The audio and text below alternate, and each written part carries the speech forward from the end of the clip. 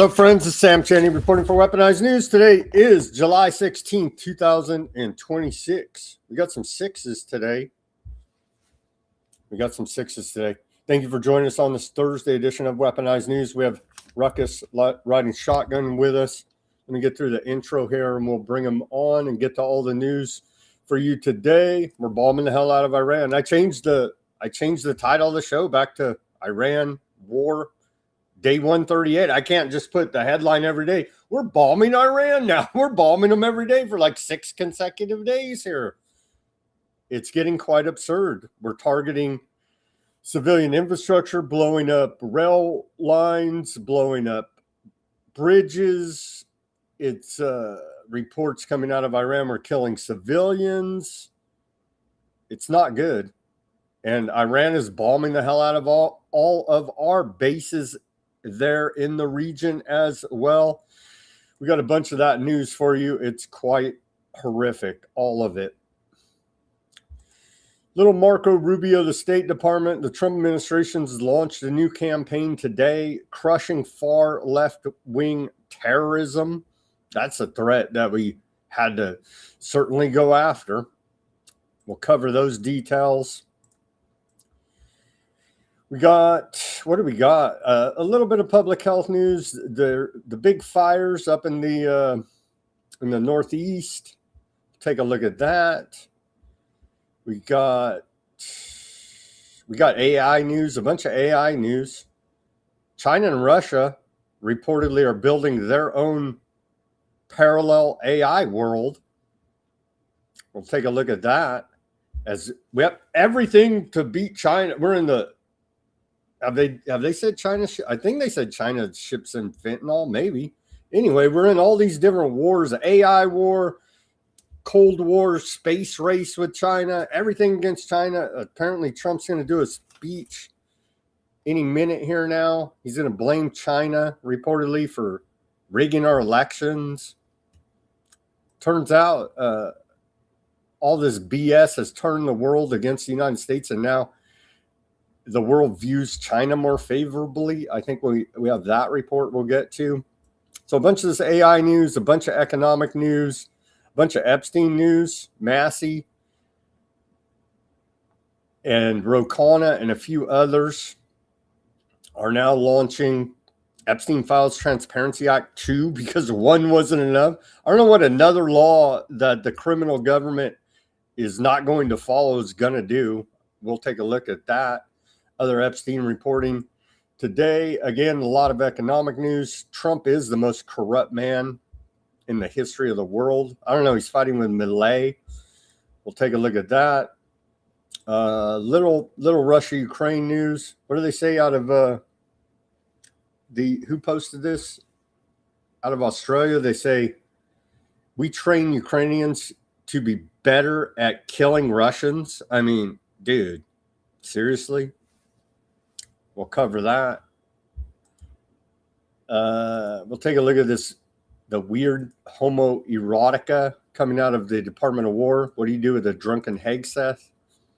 Looks like we're targeting Brazil here now, as they're one of the only countries that are in South America not signed on to Aardvark land genocide. So we got to target them, obviously. They're big antiseptics. Calmies, we're told. Call me antiseptics. So, of course, they're evil there. And, yeah, the controlled demolition genocide in Lebanon and Gaza continues. We have those.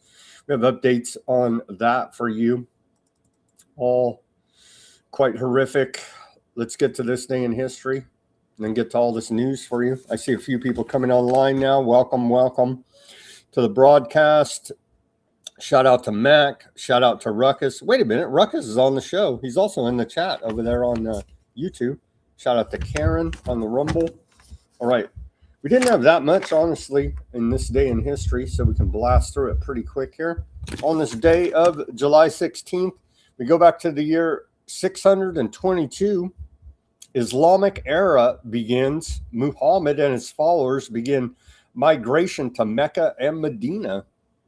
They do love that black cube Saturn Satan worship. On this day, 1099, Crusaders hurled aardvarks of Jerusalem into a synagogue and set it on fire. On this day, 1439, kissing is banned in England to stop the spread of the Black Death. On this day in 1661, we saw the first bank notes in Europe are issued by the Bank of Stockholm. Here's an image of it. The first bank notes right there from the Bank of Stockholm. On this day, 1661.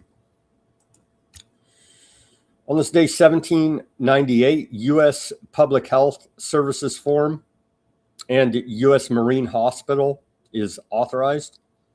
And they just keep pumping those public health scares. I think we do have hey, don't be eating that lettuce out there. Lettuce may get you. On this day, 1945, Trinity nuclear test. 1945, first test detonation of an atomic bomb allegedly occurs at Trinity site, New Mexico, as part of the U.S. Manhattan Project. 1951, on this day, J.D. Salinger's novel, The Catcher in the Rye, is published by Little Brown and Company.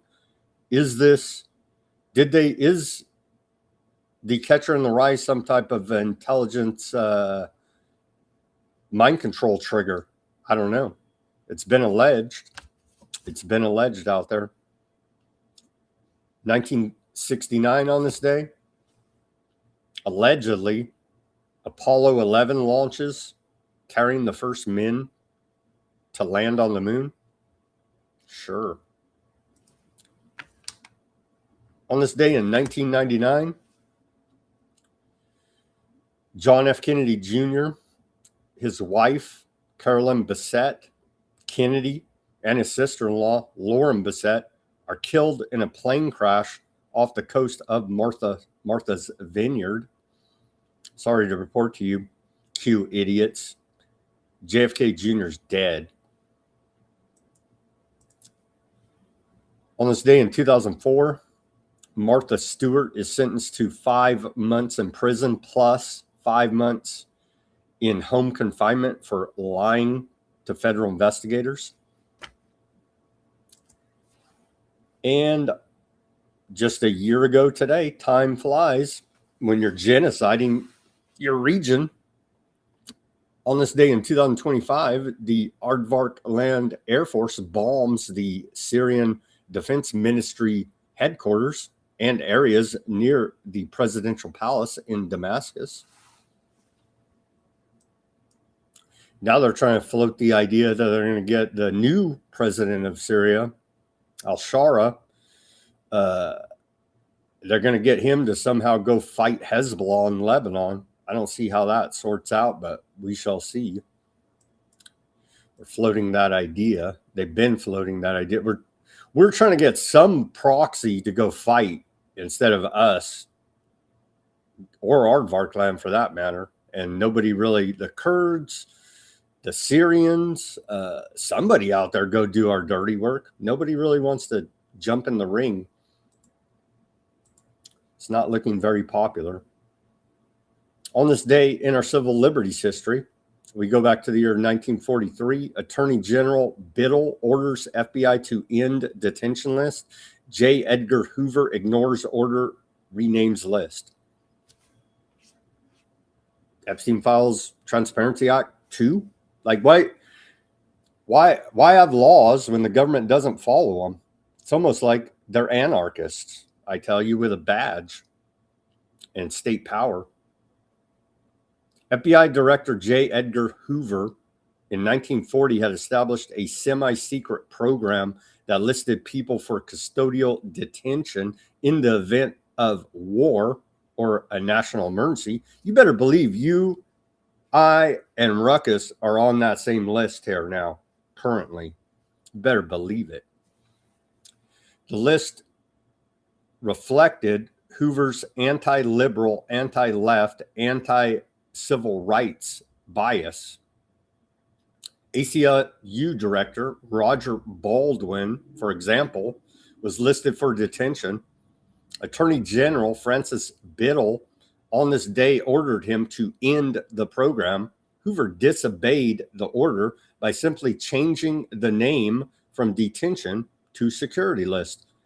Right there, if we had a legitimate government, they would go arrest J. Edgar Hoover's criminal ass. This action was a classic example of Hoover's policy of keeping some of the Bureau's major actions secret from his nominal boss, the Attorney General. The FBI secret list was in existence on September 22nd, 1950, when the McCarran Act created a procedure for detaining people who were alleged threats to the United States in the event of a national emergency. Reconciling the two procedures involved some difficulty within the Justice Department among those who were knowledgeable about the secret FBI list. They're pack criminals. They're a pack of criminals. You're federal law enforcement. And on this day in our civil liberties history, 1973, secret White House taping system revealed tapes led to Nixon's resignation. White House staff person Alexander Butterfield on this day revealed to a congressional investigating committee the existence of White House tape recording system in the Nixon administration. In the midst of the expanding Watergate scandal, the existence of the tape recording system immediately aroused interest because of what the recordings might reveal about President Nixon's involvement in the Watergate burglary and a possible cover-up of the crime. You don't say. Here's our, well, thankfully, bobblehead, lying piece of garbage, press secretary lady is back there to lie to us some more, in pink, back from maternity leave, wearing a cross, no less. Here she is, lying to the American people proudly. The reason, and this is important for the American people to understand, the reason for the recent strikes over the course of the last several days is because Iran violated the Memorandum of Understanding that we struck with them. Specifically, in the Memorandum of Understanding that they signed, they were not to fire on commercial vessels moving through the Strait of Hormuz. And unfortunately, they have made the tragic decision for them to do that. And President Trump is not going to sit by and allow these acts of terrorism to take place in the Strait without ensuring Iran pays consequences. Ruckus, how you doing this Thursday? Yikes, I only thought I missed that lady, but it's nice to see that she's back, right? Oh my God. I think that's the source of what's going around making everybody have the stomach illness thing. It's the current administration. They're trying to blame lettuce from Taco Bell, but I don't know what everybody's complaining about. It's good to cleanse the colon every once in a while, so quit your bitching, everybody. Just kidding. I'm happy to be here, Sam. We got a lot to go through, so I'll let you take the reins. I guess Trump is anytime here is going to do a, maybe he's live right now. Trump's going live to allegedly make an announcement that China stole our election, and they're floating the idea of me declare some type of national emergency over the fact that China stole our elections, to secure our election, something, I don't know. Anyway, he's there. He's going to give a speech anytime now. We got a lot of news to get to, though. If there's something important that comes across, we'll cut in to this show for more Trump's lies. Okay, continuing here. Yesterday, so we've been straight bombing Iran for like 6 straight days heavily. Now, follow up from yesterday's bombing campaign, U.S. Central Command reports latest wave of U.S. strikes against Iran completed. We hit them in 2 waves yesterday. U.S. Central Command reports that U.S. forces struck Iranian command centers, air defense sites, missile and drone capabilities, and coastal surveillance facilities to further degrade Iran's ability to threaten innocent mariners crewing commercial vessels transiting the Strait of Hormuz. CENTCOM used precision munitions to hit in multiple locations, including Bandar Abbas. Earlier this morning, American forces struck coastal defense and cruise missile sites on Greater Tunb Island during a 90-minute wave. The U.S. military is holding Iran accountable at the commander-in-chief's direction. I guess we'll play the video. These are the alleged strikes from U.S. Central Command from yesterday, and we're bombing them right now as this show's on. So it's hard to keep up with all these strikes, considering the fact we've destroyed Iran on, I don't know, over 50 occasions, according to Trump, but somehow we're still bombing their command centers, air defenses, missile and drone capabilities. Funny how that works. This is a video from U.S. Central Command.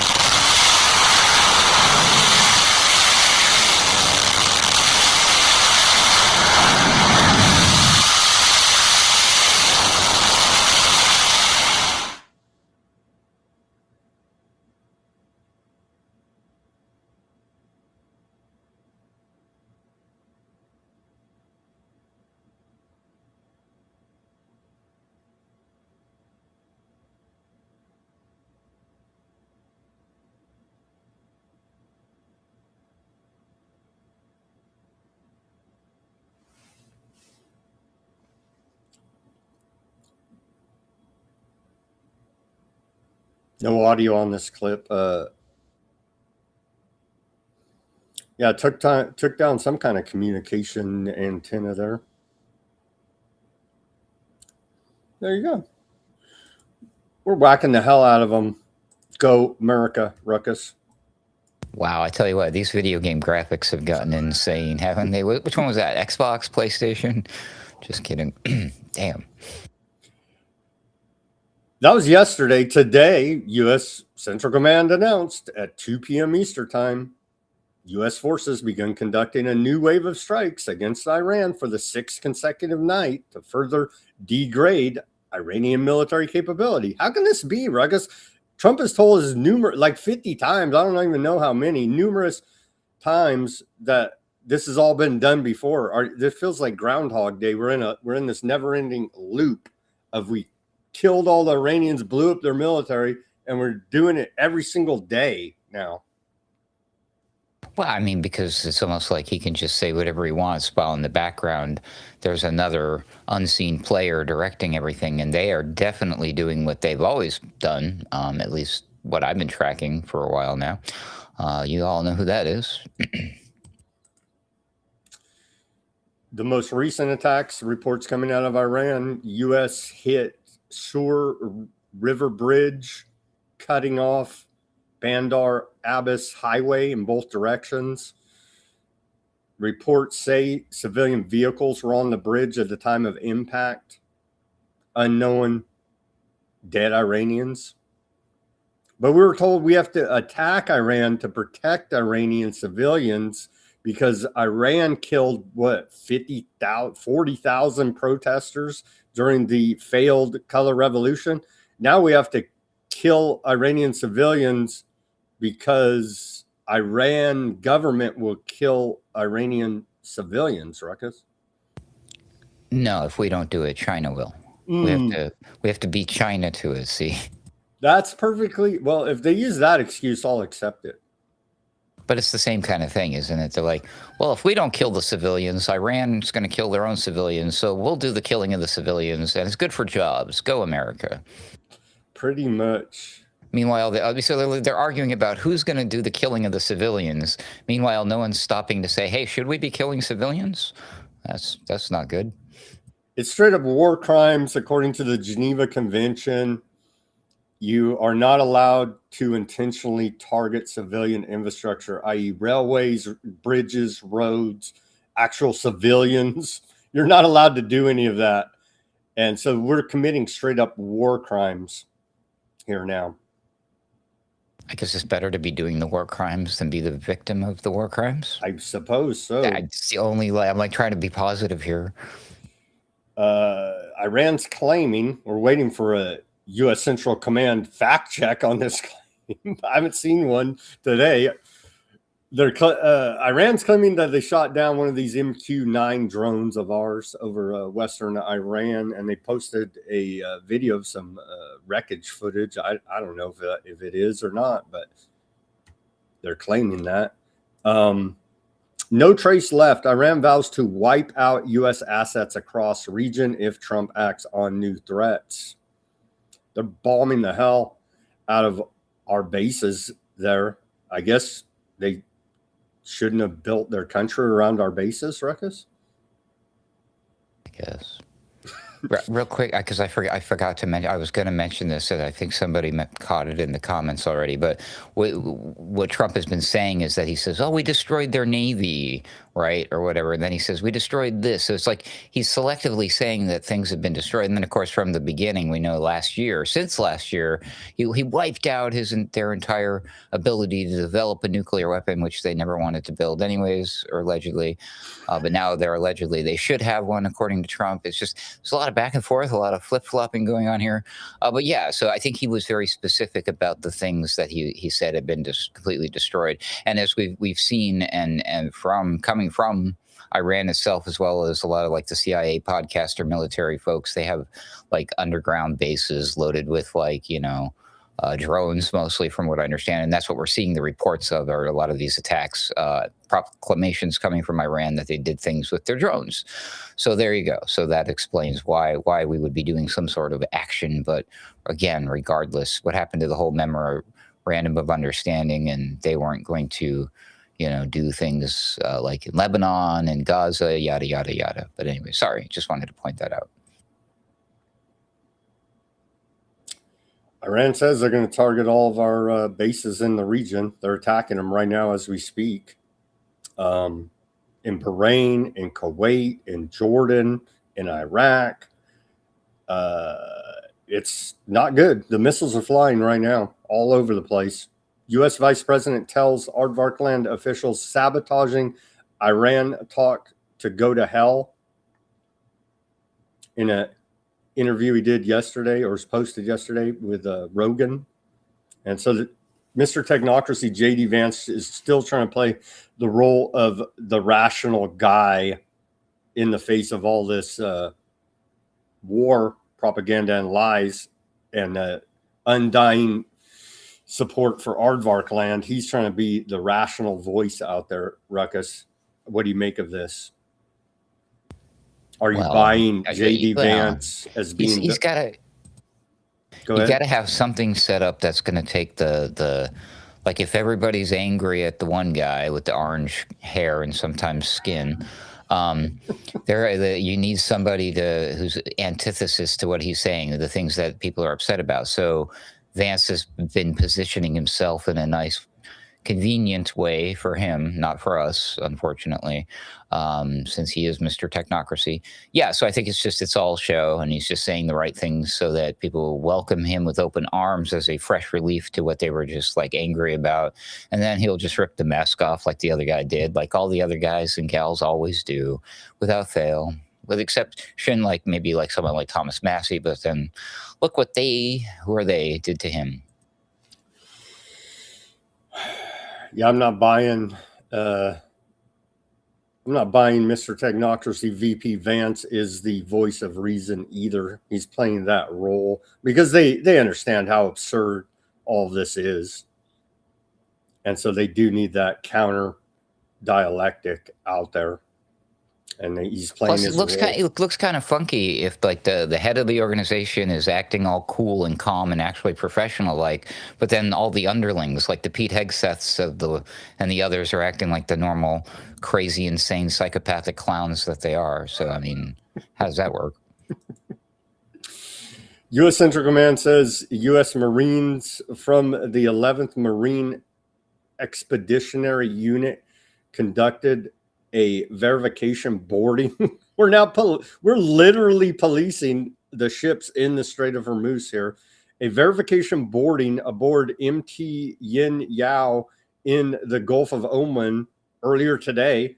As of today, American forces have redirected 3 commercial vessels trying to run the blockade, disabled one that didn't comply, and boarded one to ensure full compliance with the ongoing U.S. naval blockade against Iran. So what a great use of our military there. We're standing there in the Strait of Hormuz with a gun at these ships' faces, and Iran is at the other end with a gun in these ships' faces, essentially, and not much commerce is transiting the Strait of Hormuz as it stands now. Meanwhile, I'd be willing to bet there's a small select handful of people or person taking advantage in the middle and playing both sides, right? They're profiteering handsomely off of this U.S. military action. It's nighttime over there in Iran right now. There's a bunch of nighttime videos of the bombings. Not really that much to see. We got a bunch of them though. Two reported killed Iranians, 4 wounded on a bridge attack by America. It's nighttime video, and they're just showing a blowing up car. Yeah, we're whacking the hell out of them. $10 million bounty offered for killing Donald Trump. Iraqi Islamic Resistance issued this. It's a group. The Iraqi Islamic Resistance Group announces reward following Trump's audacious and offensive statements against martyred commanders who fought ISIS. And so now they're trying to they're trying to do heavy gun control in Iraq now and seize all these different militia groups' arms. And so they're kind of not very happy about it. And of course, Trump is slandering their martyrs as well. And so now they put out this dead or alive reward, $10 million there from the Iraqi Islamic Resistance Group, because Trump has really pissed them off. I guess they're not paying attention. Allegedly, according to the official story, there's already a bunch of people who are trying to kill him for free. So I'm not so sure offering $10 million is going to change our people who are like, gosh darn it, I wasn't going to attempt to do this, but, since they're throwing in $10 million, I might just risk it. What the hell? I don't know, man. It's kind of silly to me. It just seems like propaganda on Iran's part. Maybe, but I do believe that they are genuinely pissed off. Oh, for sure. Absolutely. But again, or are they? I mean, because how much of war stuff, like including this one, is like wrestling, There's always that. There is always that. Key bridge in South Iran destroyed. To Sam News reports. We reported that. Bandar Abbas crossing apparently is a key transportation spot there, and we whacked it. There's more videos. Where's this from? We don't even know, but there's videos of clouds of smoke bombing the hell out of Iran. At least 7 people wounded by a latest U.S. strike. There's different reports of, I guess we'll probably know tomorrow, maybe, how many Iranians we killed. In these latest strikes, Trump and Bibi drowned in a sea of Iran's national revenge. Giant poster in Tehran here. You will drown in the sea of the Iranian nation's revenge. You can see right there. Big old poster they put up there in Tehran. All right, we have a little bit more in the geopolitical section. On to what are we going to do, Ruckus? I'm kind of scared of these Antifa left-wing terrorists. They're gonna come get us. Thankfully, Trump administration and the State Department launched the new initiative here. Trump administration unleashes global campaign to crush radical left-wing terrorism. Thank God. They're keeping us safe.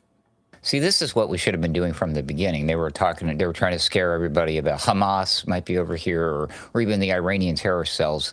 Not buying it. But climate change, no. But left-wing Antifa terrorists, yep. Now I'm interested. So what do we got? What do I need to work out? What do I need to watch out for? I mean, I'm in Texas, so I'm surrounded by left-wing Antifa terrorists out here. I tell you what. Oh, no, not at all, actually. But anyway.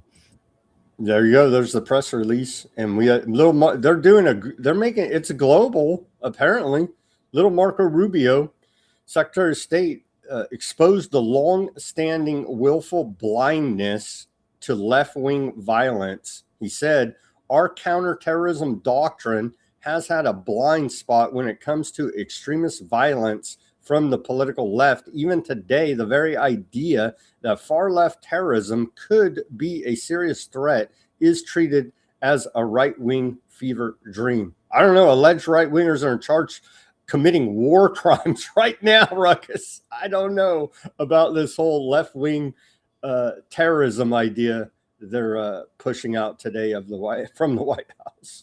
Well, I've seen these people in action. They are quite dangerous. They're punks. They like to use their skateboards as weapons, which, I own a skateboard and I would never use it as a weapon unless I would have to. I can't imagine why I would have to, because I also carry a gun.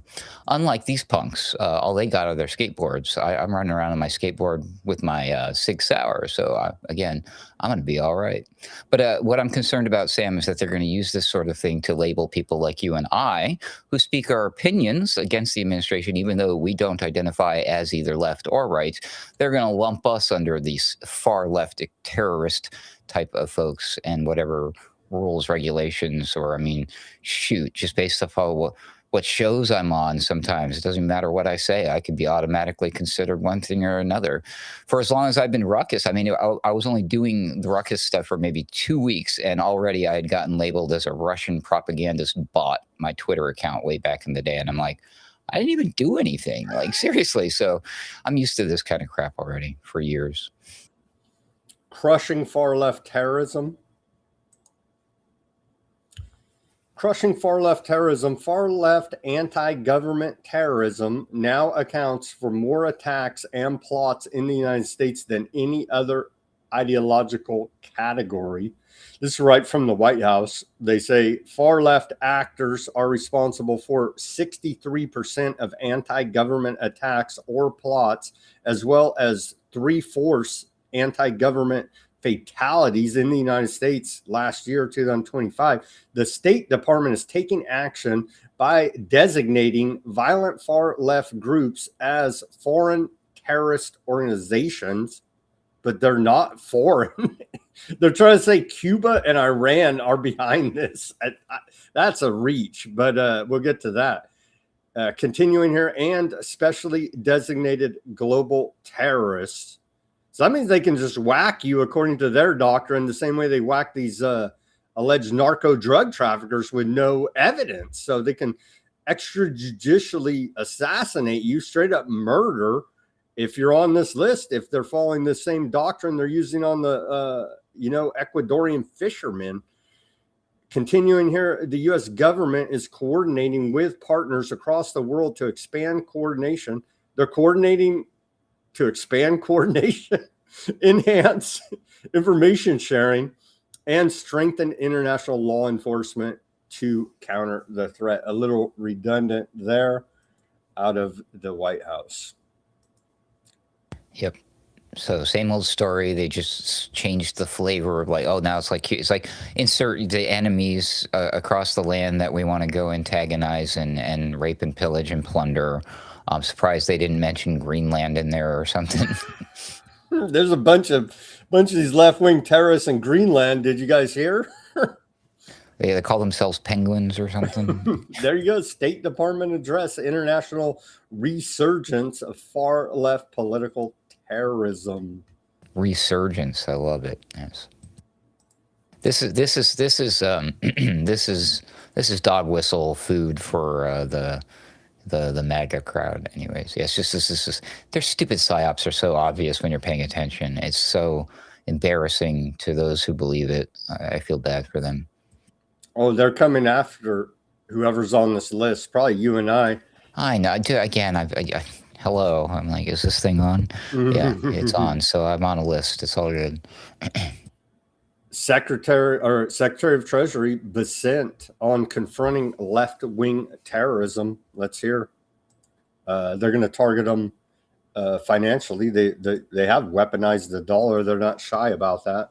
We have spent decades developing the world's most sophisticated financial counterterrorism capabilities. And now we are mobilizing some of the same tools that we have deployed against terrorists abroad to confront this emerging threat here at home. Like every form of illicit finance, these networks rely on the global financial system. It is our mandate to deny terrorist groups access to those channels.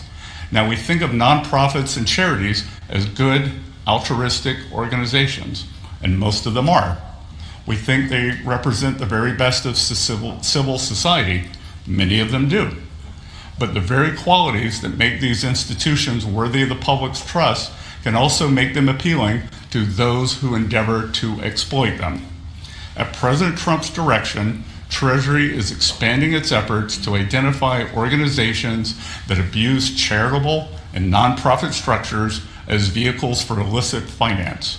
We are examining where tax-exempt status has been exploited, where charitable entities have become financial conduits for foreign influence activity, and how those entrusted with stewardship of these organizations have instead enabled violence. Where the evidence leads, we will not hesitate to follow.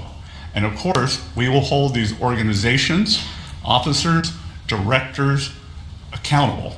And just as financial institutions must know their clients, they must know their grantees. That work is well underway. In the fall, the United States designated 4 far-left Antifa extremist groups abroad as foreign terrorist organizations, denying them access to the U.S. financial system and depriving them of resources they need to carry out attacks. Meanwhile, in this administration alone, OFAC has also sanctioned 17 sham charities and nonprofit organizations for funding Hamas's terrorist activities and operations. Are they going? They're going after the Federal Reserve and Aardvark land? Is that what they're? Did I miss something? No. The IRS. Yeah. Oh. No. What a joke to paint the picture like as if like they're using these. It's simply because certain platforms aren't enforcing the KYC, know your customer rules. Some people are using this to raise money to do like in your mind, you're supposed to believe like, oh, they get money and then they go they go to the store and they buy missiles and then they go bomb people. Like, what is going on in people's heads when they hear this garbage? It's insane. Stop it and pay attention and listen. Obviously, all he's talking about is they just want to enforce KYC. So there are places where you can still escape the encroaching system that is being built around us, the technocratic control grid, where they can literally at the flick of a switch, because they don't like the way you look, what you say, what you think, your religion, the color of your skin, etc. Fill in your choice of whatever here, okay, and say you don't get to use any money. But to do that, they need to get all these rules put into place, and this is a part of that. This is just a giant part of the KYC thing. It's a giant garbage. Man, what a clown show this is. I'm angry now. Sorry, Sam. There's more, Ruckus. Oh, good. Thank you. I was hoping you would say that. There's always more. There's more. Little Marco Rubio, Secretary of State, says that Antifa is being directly aided by Iran and Cuba. Guess who are the big enemies right now? Iran and Cuba. Guess who we're bombing right now? Iran. Guess who we want to bomb? Cuba. Let's hear from Secretary of State Little Marco Rubio. The propaganda is transparently clown worldish. It would be laughable, but real people are going to die behind this. This is the nature of the terrorism we face today. They despise the West because the West is great. This is an international conference because we are facing a transnational threat. These are not distinct and isolated cells. They are interconnected networks. They do not recognize our borders. They do not believe, in fact, in the nation state itself.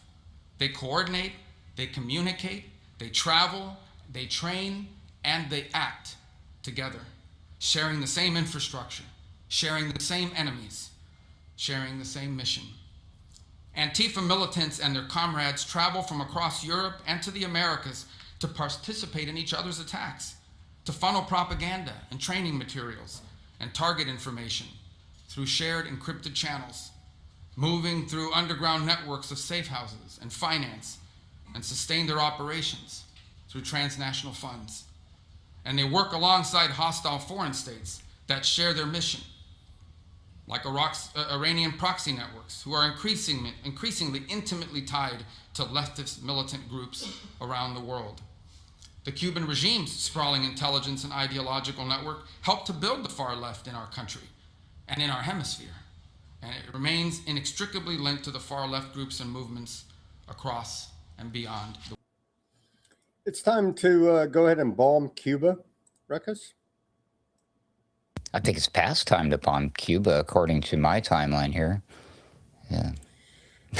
Yeah, obviously. It's a little, like you said, it's the transparency of the propaganda is clownish, yeah. Okay. Thankfully, the government's keeping us safe from far left Antifa terrorists, Ruckus. On to public health now. The diarrhea outbreak, not to be funny or juvenile, CNN headline says an outbreak of diarrhea from a parasite is surging. Here's what to eat and what to avoid. They say in this report, cases of diarrhea caused by the parasite Cyclospira continue to climb, and with the threat of weeks-long illness and no certainty about the source, it's easy to wonder, is there anything in the produce aisle that's safe to eat? As of today, one outbreak has grown to more than 4,000 cases and 102 hospitalizations in Michigan, and more than 1,200 cases and 88 hospitalizations in Ohio. It's also linked to cases in West Virginia, Kentucky. Michigan health officials said their investigation suggests that lettuce or salad greens may be the culprit, but other foods can't be ruled out, and no specific type, grower, or supplier has been identified as the source. Nationally, around 7,000 cases have been confirmed or are under investigation in 34 states since May 1st, according to the lying criminals at the CDC. I added that part. So what do you... I think it's a little too vague. It seems like they don't have a clue what's causing it. Avoid food, they say. So avoid food. Like what food? All food. Just stop eating. Okay. Yeah, this is not good already. You can get $50 off Ozempic at trumprx.gov. There you go.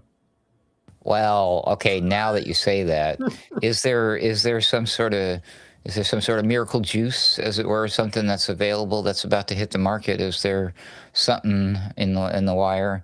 Y'all do some research. I'll do some research after the show and see what we can come up with. We'll just have to check and see what Bill Gates has been investing in the last 6 months. We'll figure it out real easy. Eli Lilly, see, they can't let us have anything. Eli Lilly to buy psychedelics maker anti Buckley for $2.8 billion as experimental treatments gain traction. Here now. The deal gives Lilly access to experimental drugs based on DMT and MDMA. They have to ruin everything, Ruckus. Who does this? Eli Lilly? Mm-hmm. Who is that guy anyway? He sounds foreign.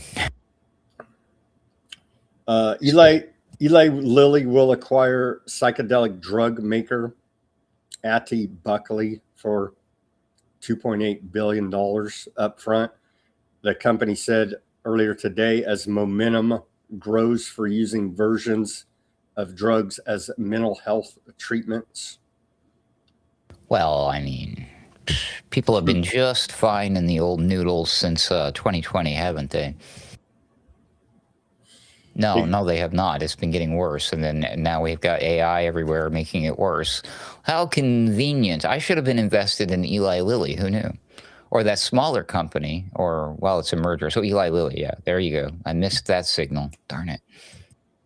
Lilly has a long history in mental health.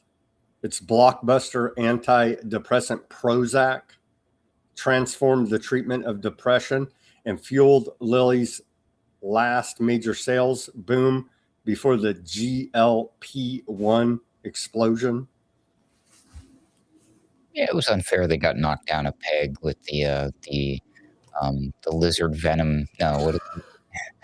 Synthetic Gila monster Thank you. venom is what. Yeah, let's go back to Prozac.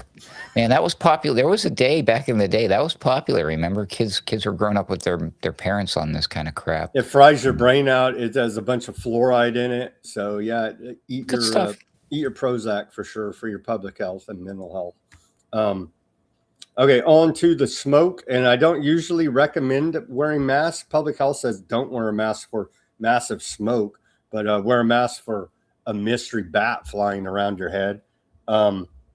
Here's some images of these giant fires, the air quality out of the Northeast there. You can see very bad air quality, the worst air quality in the world, allegedly over the city of Detroit. That's coming from Canada? Mm-hmm. What are you doing, Canada? Like, okay, dude, we need to go to war with Canada. Stat. Look what they're doing to us. This is crazy. Canadian wildfires turn Toronto skies orange. A tribute to Trump. As smoke threatens as smoke threatens World Cup final. More than we got to kick a ball. You see, who cares about breathing clean air? More than 850 fires are burning across Canada. And I did see, I think it was Snow posting. He is from Canada. He's a Canadian. I saw him posting about there may be some correlation between the Katy Perry Justin Trudeau video called Let It Burn. Something to this effect was the title of it. That launched before all these giant wildfires kicked off. Just saying, there could be some type. They can't help but tell you, can they? They can't. They have to tell you. Revelation of the method. So yeah, more than 850 fires burning across Canada, briefly making Toronto the world's most polluted major city. Smoke has reached Michigan, Minnesota, and New York, raising concerns ahead of Sunday's Spain-Argentine final in New Jersey for the ball kicking sports ball game, World Cup. Have there been any report? Have aardvark citizens been spotted in the woods in Canada lately? Just saying. When did they get caught doing that? And was it Argentina? It was in Patagonia. Oh my! Because we were talking about Cuba, and I mentioned Greenland with the other one. He's always said that he wants to make Canada the next state. Yeah, just saying. We're at the end of the exhaust pipe. Toronto air quality still among worst in the world. And then let's see. Here's some images of wildfire smoke clouds, New York City skyline. Here's some images of that. And public health says do not wear a mask for this.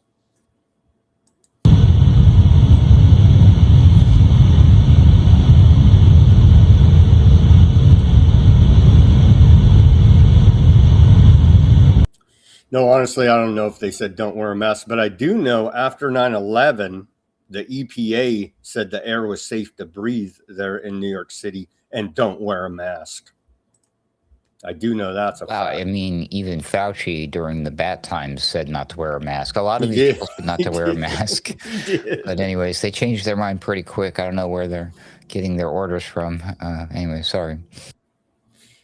There's a reason behind all of that.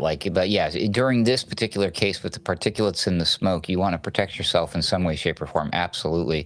The other thing they usually recommend, which is okay, depending on what's going on and what your setup is, they should be recommending people stay indoors. Don't go outside breathing that. You know what I mean? Try to limit your exposure to it. Absolutely. But you would want to, if it's really bad, depending on what's in there, you would want to seal up some stuff in your house and not run your air conditioners and all of this stuff, to keep the bad stuff out. But anyways, New York Calm Post said you're smoking 10 cigarettes today by breathing air in New York City. Probably way more than that. I can handle it then. We're all good. I've been looking to I'm trying to lower my voice. I hear myself and I'm like, I lost my deep radio voice. Maybe it's just the settings on my microphone, but my voice used to be deeper. I need to get that back. I need that Alex Jones gravelly. You need some more. You need some cigarettes and whiskey. I do the cigarettes already. Maybe it's the whiskey I'm missing. There we go. You need some cigarettes and whiskey and some crank, and you'll be talking like that in no time. Okay. Everybody's favorite criminal here now in the Trump administration, not Trump himself, Howard Lutnick, our Commerce Secretary, put out this video as we move into the AI dystopia technocracy section. Here's everybody's favorite criminal, Howard Lutnick.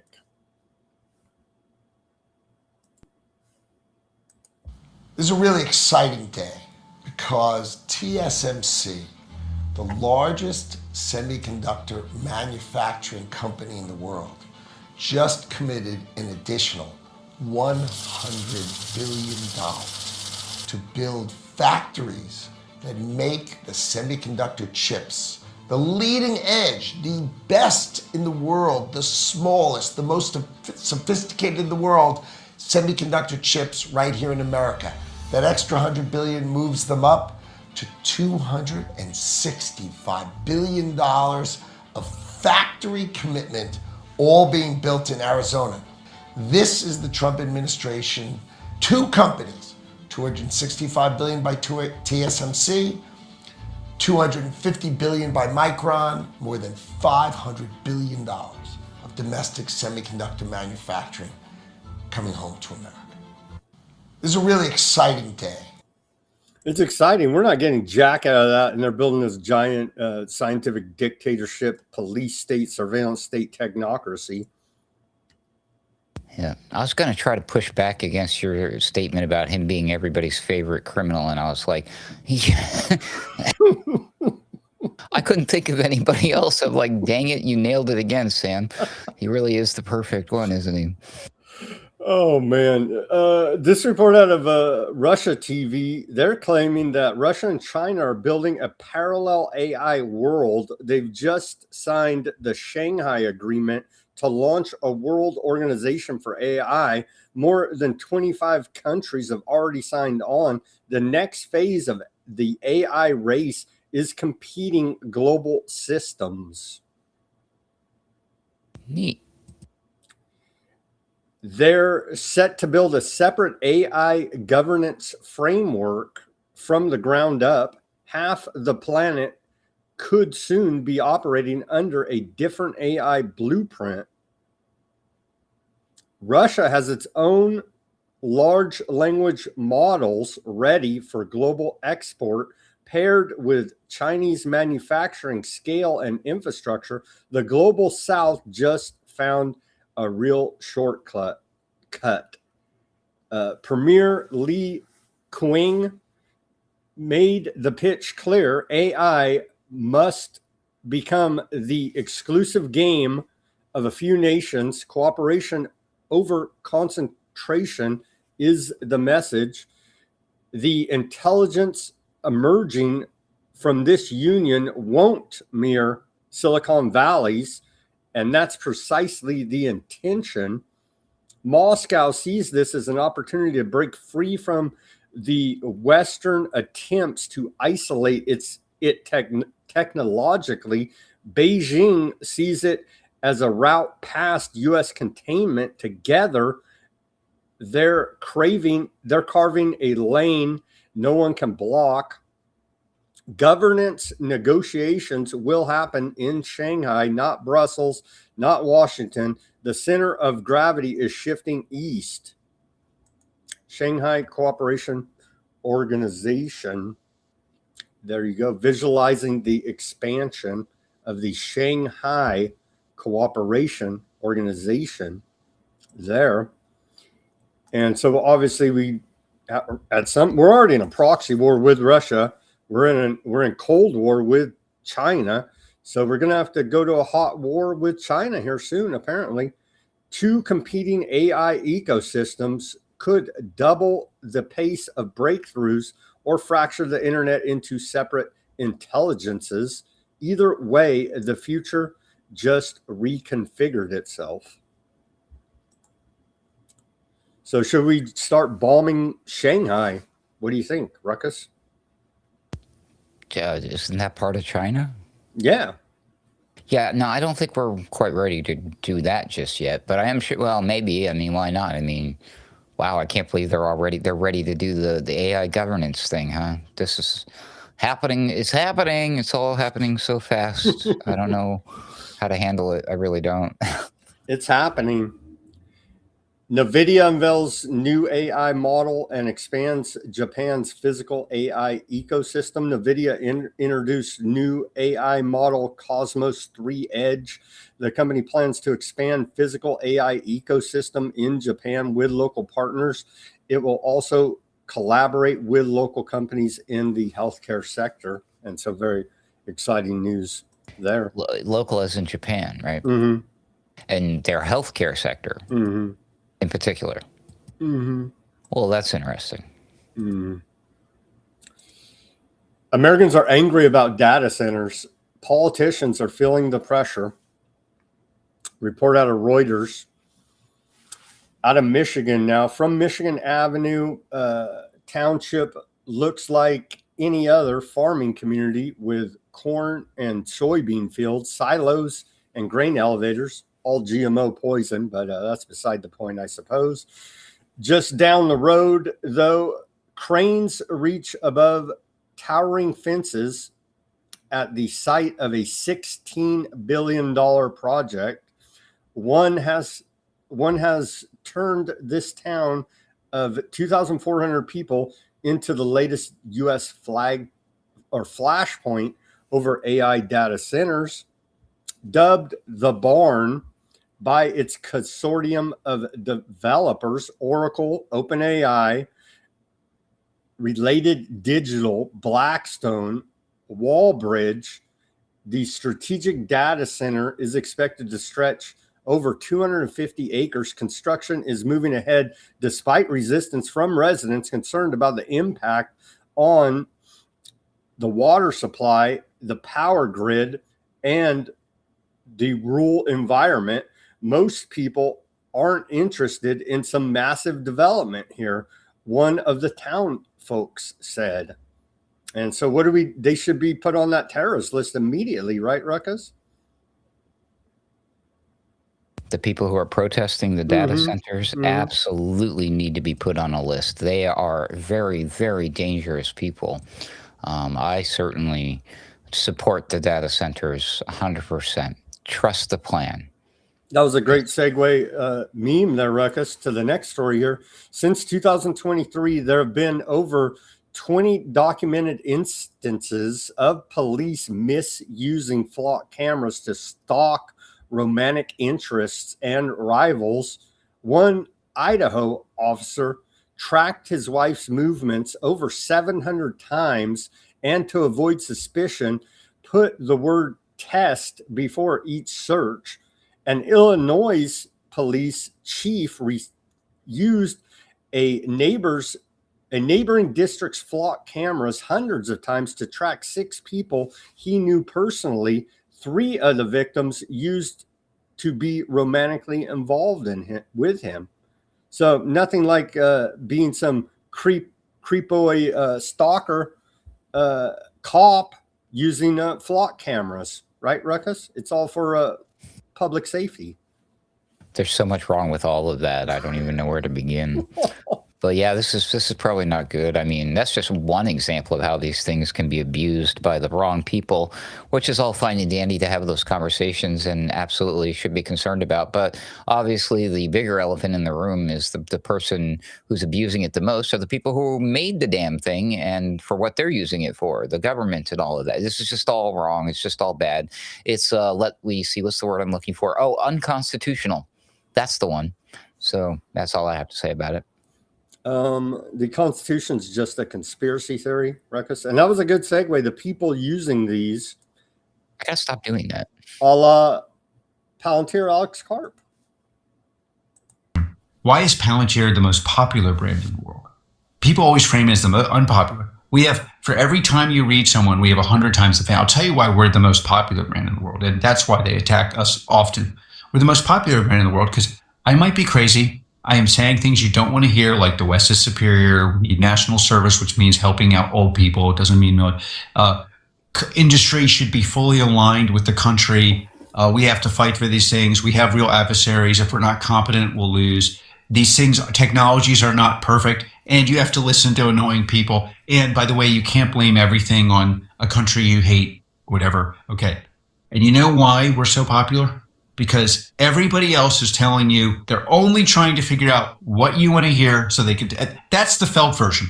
And that's why when politicians in this country or anywhere else say, hey, don't believe your lying eyes on migration. Don't believe your lying eyes on nuclear. Don't believe your lying eyes on AI. They get up and they vote for people who are like, screw these people. I'm going to burn down the house. He's a complete crazy person. He really is. He said he might be crazy. He is crazy. He is crazy. Wall Street Journal reports the AI backlash has tech executives fearing for their lives. And they talk about the firebombing attack last month there in San Francisco, targeting Sam Altman, and a couple other attacks.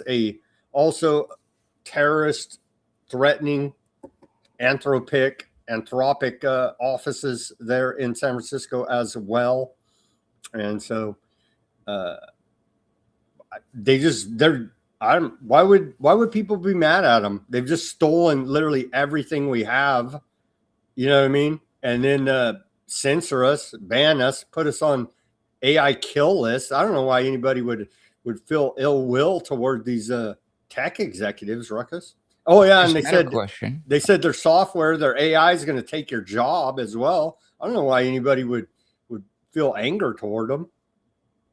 Here's a better question. It was actually one I was discussing on my X the other day, maybe yesterday. It's been a long week. What is motivating these nerdy billionaire types? What happened to them? How badly did they get abused and bullied?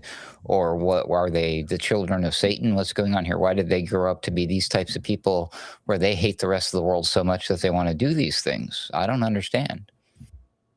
Almost like they are children of Satan, like you said. Almost like they're part of some type of transhumanist breeding, eugenics transhumanist breeding program. Perhaps they were chosen ahead of time for some purpose by somebody. No, not that chosen. Stop. The Lehman Brothers moment of AI bubble is coming, says this critic, warning of fallout. They keep saying it's like I'm waiting any second now. I'm at the edge of my seat. Well, what's it called? Crashed. IBM crashed. Oracle crashed. Like 40-something% of stock value wiped out. So those are two pretty big dogs. in all this, right? Oracle and IBM over the last couple of weeks here now. So Let me correct myself real quick. What I'm really waiting for is them to fail, and then the government's going to step in and say they're too big to fail. There you go. End of story. Too big to fail, too big to jail, national security. We got to beat China. And so unlimited corruption is totally reasonable. This guy, they'll probably whack this guy. I don't know. He's been out there bad-mouthing it a lot. Ed Zitron sees a downfall driven by loss-making subscriptions and an insatiable need for cash. So these companies, again, Ruckus, they don't produce much of anything. I guess they get revenue from subscriptions. The real purpose is to steal everything, is the real purpose of these companies. That they have adopted as their business model the famous expression that was posted around coming from the WEF, you will own nothing and be happy. Because they love to, like, remember how you used to be able to buy like technology software and things for a lifetime and you download it on your computer, keep it forever? Now it's all these monthly things. Like I started using the Adobe software programs, their cloud. It was like 15 to 20 bucks. It's like $80 a month now. I had to cut that stuff, you know? It's a giant scam. You can't buy and own the software any longer. And they're phasing out video game ownership as well on hard media. So it's across everything. And it's still scam job, screw job. They do the same thing in my industry. Intuit QuickBooks used to be affordable for small businesses to have a set of books, like 250 bucks. Now it's like, it's never ending subscription. You never even own your own books. Now it's completely and utterly absurd. I don't see how it can be sustainable. At some point you would think people would say, no, screw this. You know what I mean? I'm not going to pay for the same software every freaking month. I'm old enough to remember when you could buy the disc and own it forever. It doesn't need to be updated anymore. What sucks is they're doing this with other things, and they're soft creeping it in, like with inside the cars and the homes and all the smart devices and your everything. So how long before like you have to pay a monthly subscription just for your front door to unlock and let you in and out? Your refrigerator, yeah. Or your fridge. There you go. Yeah, like, but I'm hungry. Well, sorry. Or like there's this, diarrhea Well, I have going to around. bust out like one of the chainsaws from the guy from Argentina to get into your refrigerator. Millet, there's this diarrhea going around, and we're going to go ahead and keep your refrigerator locked for your own safety, Ruckus. Perfect. Zitron put out a big Substack, 15,000 word Substack post yesterday. He said its failure would be a watershed moment, the Lehman Brothers of the AI bubble. He's talking about OpenAI, and an event that would define the end of one epoch, the start of another, and that would shake the afflicted out of that psychosis. I certainly hope so. I certainly hope so. He predicted 2 years ago that OpenAI's Sora video generator was not viable, and it was canned in March. Seems like maybe this Zitron guy knows what he's talking about a little bit. Very strange name, though. Zitron, yeah, Ed Zitron, and he's been on all the big financial shows. We showed videos of him. They don't like this guy down talking him out there in the big mainstream for sure. It's probably controlled opposition. Maybe. Zitron predicts that OpenAI's collapse will only come after AI data center debt and venture capital funding has been almost entirely exhausted, as OpenAI has vast money needs based on his own reporting on its audited financials from 2024 and 2025. OpenAI will need to raise funding at least 3 more times in the next decade. Its downfall will be driven by loss-making subscriptions, weak advertising revenue, and massive costs for customers that will curb compute demand, end free chat GPT, and make investors wary of any AI startup, not to mention sizing up related data center debt. Makes a lot of sense to me here now, Ruckus. This is all bad because a lot of people have already started using this stuff like quite heavy with their work stuff. Companies have fired employees. They've started training and using AI agents already and all of that stuff. What's going to happen if all of these AI companies start going under? Wow. Yeah. It's going to be hilarious, actually. And the whole economy will collapse, and that'll be hilarious, too. Yeah, that's ha ha ha. Okay, that's all we got there. But yeah, according to his analysis, none of this is financially sustainable. And I have to agree with him. Sadly enough. Okay, let's take our live commercial break. Give us a like, share, subscribe, push that notification button. We went through a lot of news there for you. Over an hour worth, commercial free. Give us a like, share, subscribe, push that notification button. Go to weaponizednews.com/shop. Get yourself a holograph sticker, a white background sticker, or a clear sticker. We have all 3 stickers available at weaponizednews.com/shop. Get yourself a t-shirt, baseball cap, coffee mug, shot glass, weaponizednews.com/shop. The link's in the description below this video. We take donations, buy me a coffee, Bitcoin wallet address, Cash App. Links all in the description below this video. Become a paid subscriber of Weaponized News Substack. Over there, we're streaming live. You'll get the full show, a summary of the show, links to almost everything we talk about for documentation, further research purposes. Become a paid subscriber of Weaponized News Substack. Everything's free, nothing behind a paywall.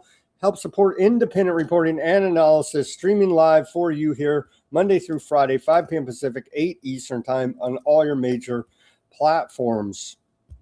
All the links are in the description below this video. Any which way you choose to support us is much appreciated.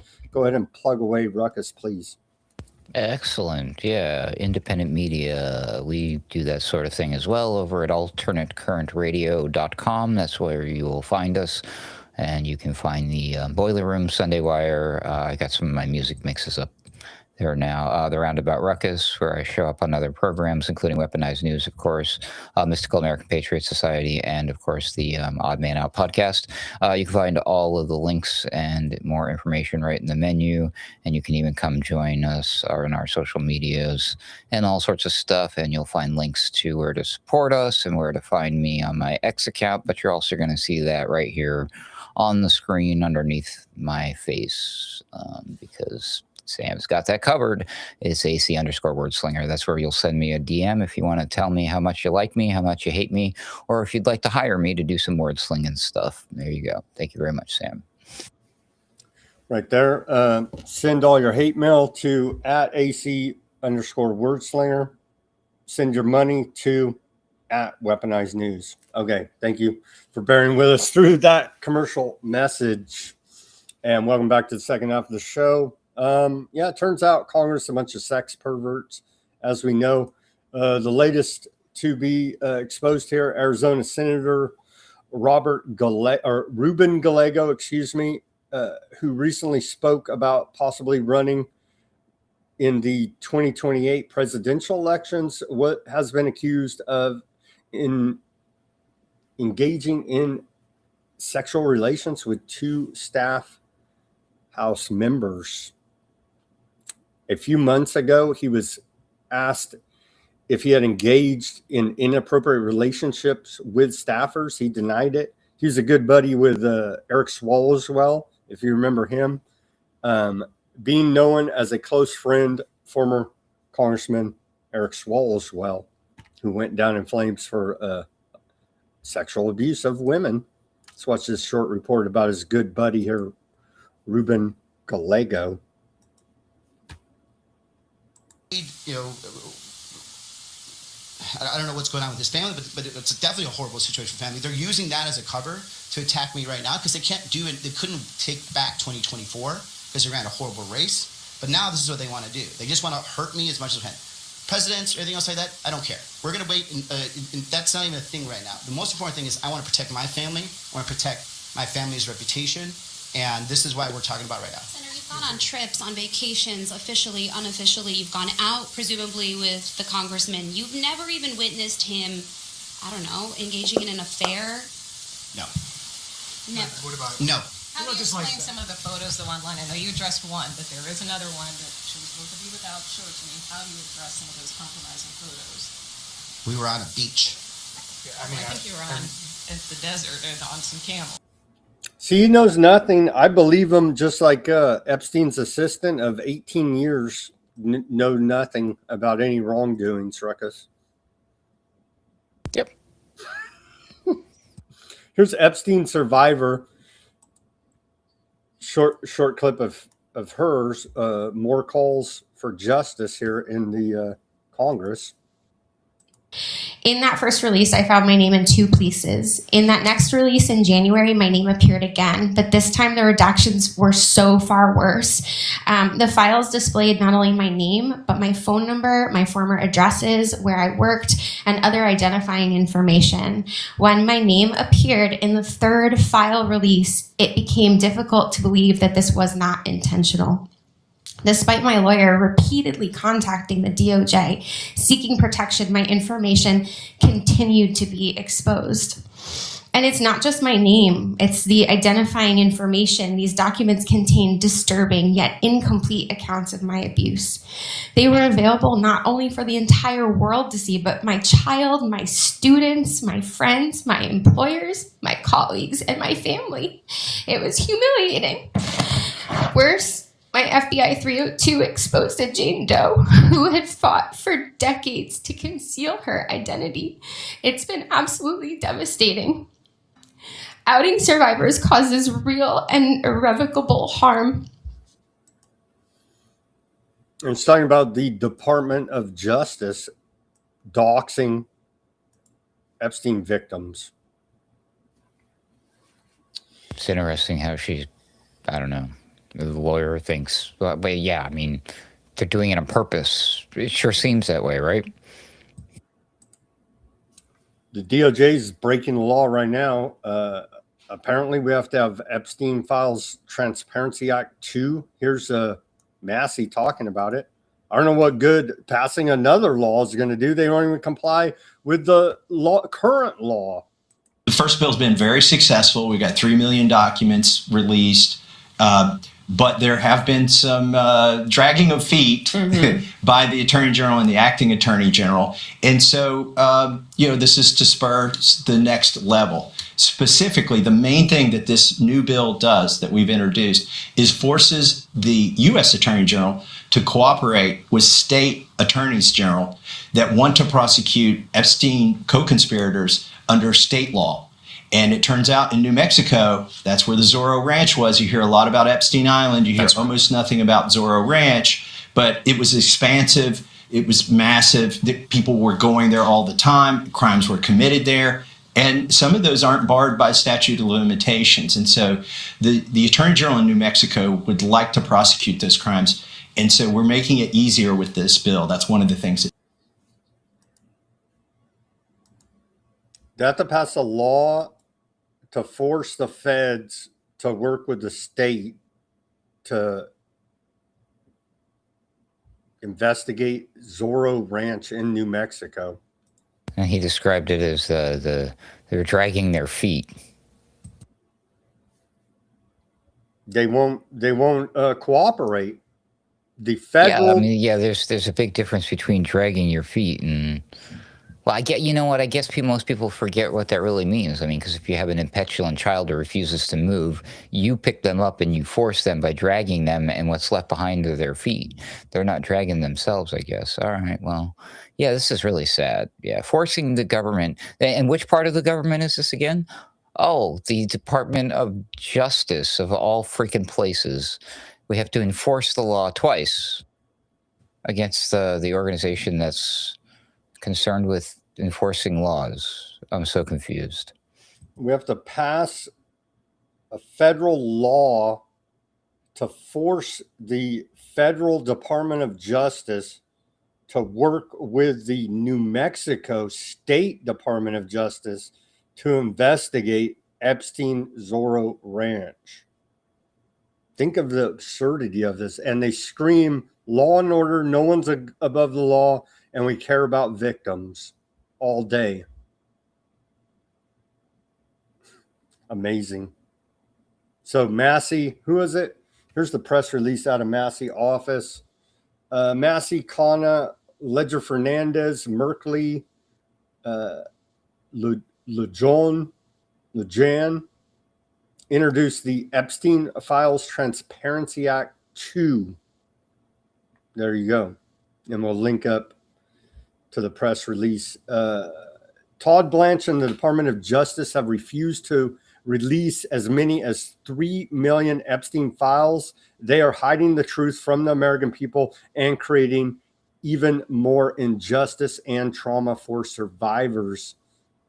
Congresswoman Ledger Fernandez said, when Trump administration does not comply with the law, there must be consequences. Attorney General Blanche is not fit to serve, should not be confirmed, and should instead resign. And I'll add to it, he should be charged as well. I don't care if you work for the government, you don't get to just quit and walk away when you're committing giant crimes. You need to be held accountable, so the next criminal that comes along doesn't pull the same routine. We're in a continuing loop of, oh, I'm in the government, I can just resign and walk away from all my crimes. Bullshit, man. How or when is that going to change ever? Apparently never, because the Constitution's a conspiracy theory. Here's more. Thomas Massey cites Melania Trump against her own husband. Let's watch this. Remember that? Remember Melania came out and gave that funky press conference a couple months back. She's trying to distance herself from all of this. To handle this, which is extraordinary in and of itself, that they're not using it to discuss a war, but to discuss the Epstein files. So aren't they just doing the bidding of Donald Trump, and isn't he the one that doesn't want this to come out?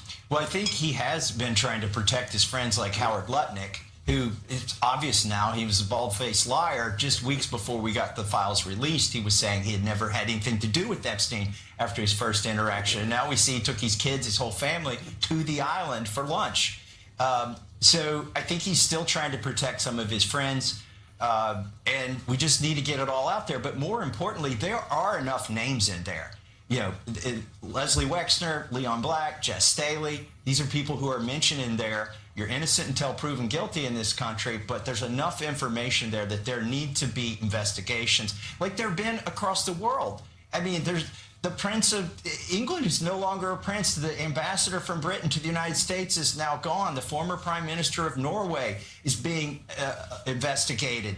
It's happening everywhere except for the United States. And I do think the president's been an impediment. But I agree with the first lady when she says that Epstein did not act alone. And so we need to investigate these things. There need to be prosecutions, not just getting this out there. We've got enough stuff out there now to have the prosecutions. And that's what this 2.0 is about doing. It's letting the state attorneys general do the job that the U.S. attorney general will not do. Massey's just a far left-wing Antifa terrorist, right? Well, yeah. Plus, I mean, maybe Norway is actually doing some investigation, but a lot of those people he's mentioned, plus the ones we've seen, they're just stepping down quietly because of the controversy swirling around their names because of the release of the Epstein files. Nobody's going to jail. You know what I mean? Like, what the heck? Oversight Dems say Todd Blanche put Epstein survivors in danger and led the cover-up of the files. Blanche should not be running the Department of Justice. Sad to report here, I have to agree with the Democrats on this one. Todd Blanche should be nowhere near the AG's desk. I gotta agree with the House Democrats on this. Isn't he close to Trump in some way, shape, or form? He admitted yesterday in his confirmation hearing that he was Trump's personal attorney. He slipped up. Public. Well, that's public knowledge, Sam. They just don't advertise it. It's not like it's on his shirt every time we see him speaking. But yes, he's known to have been a personal lawyer for Trump. So no conflict of interest whatsoever going on here, right? He's going to act in the interest of the Constitution and the American people and not in the interest of Trump, as he has his entire career. Here's ZBS News analysis of Epstein documents show Epstein made $25 million by helping a bank that was under investigation, while the U.S. Department of Justice was investigating European bank Edmund de Rothschild. The bank's leader, Adrian de Rothschild, tapped Epstein for help. Let's watch this report out of ZBS. Jeffrey Epstein was paid $25 million to help a bank resolve a federal investigation. A new CBS News analysis of Epstein documents shows how Epstein became a consultant for the European bank Edmund de Rothschild. At the time, the bank was being investigated by the Justice Department for allegedly helping customers hide potentially billions of dollars from the IRS. Documents show that Epstein and the bank's leader, Adrian de Rothschild, they first met in 2013. This was 5 years after he pled guilty to a felony sex offense. The two kept in touch, and when the bank found itself under investigation, Epstein offered up his help. He tapped into his network and introduced Adrian to former Obama White House counsel Kathy Rumler, who had recently left the administration.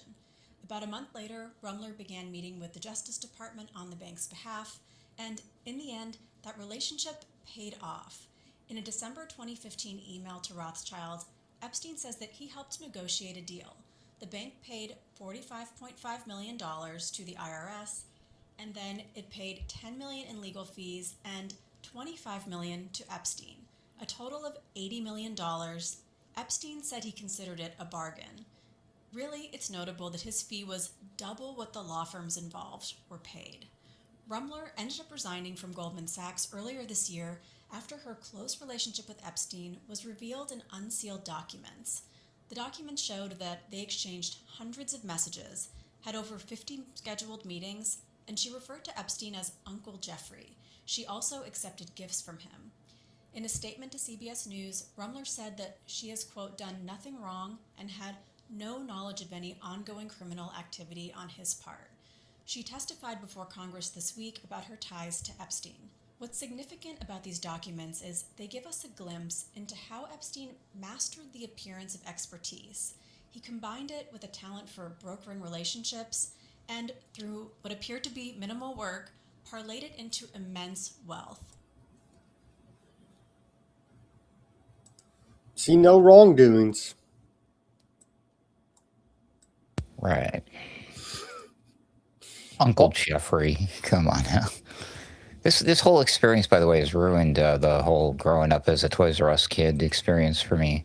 Because remember Jeffrey the kangaroo? I mean, the giraffe. I almost said kangaroo. Anyways, yeah. I believe, according to the reporting I'm seeing, that she was back at Rumbler's back at. She did a fake resign. She resigned and they brought her back, and she's back at Goldman Sachs as top attorney, as far as I could tell. How does that happen? I mean, did a head fake. She's like, I quit. That's the fake revolving door. What's going on here?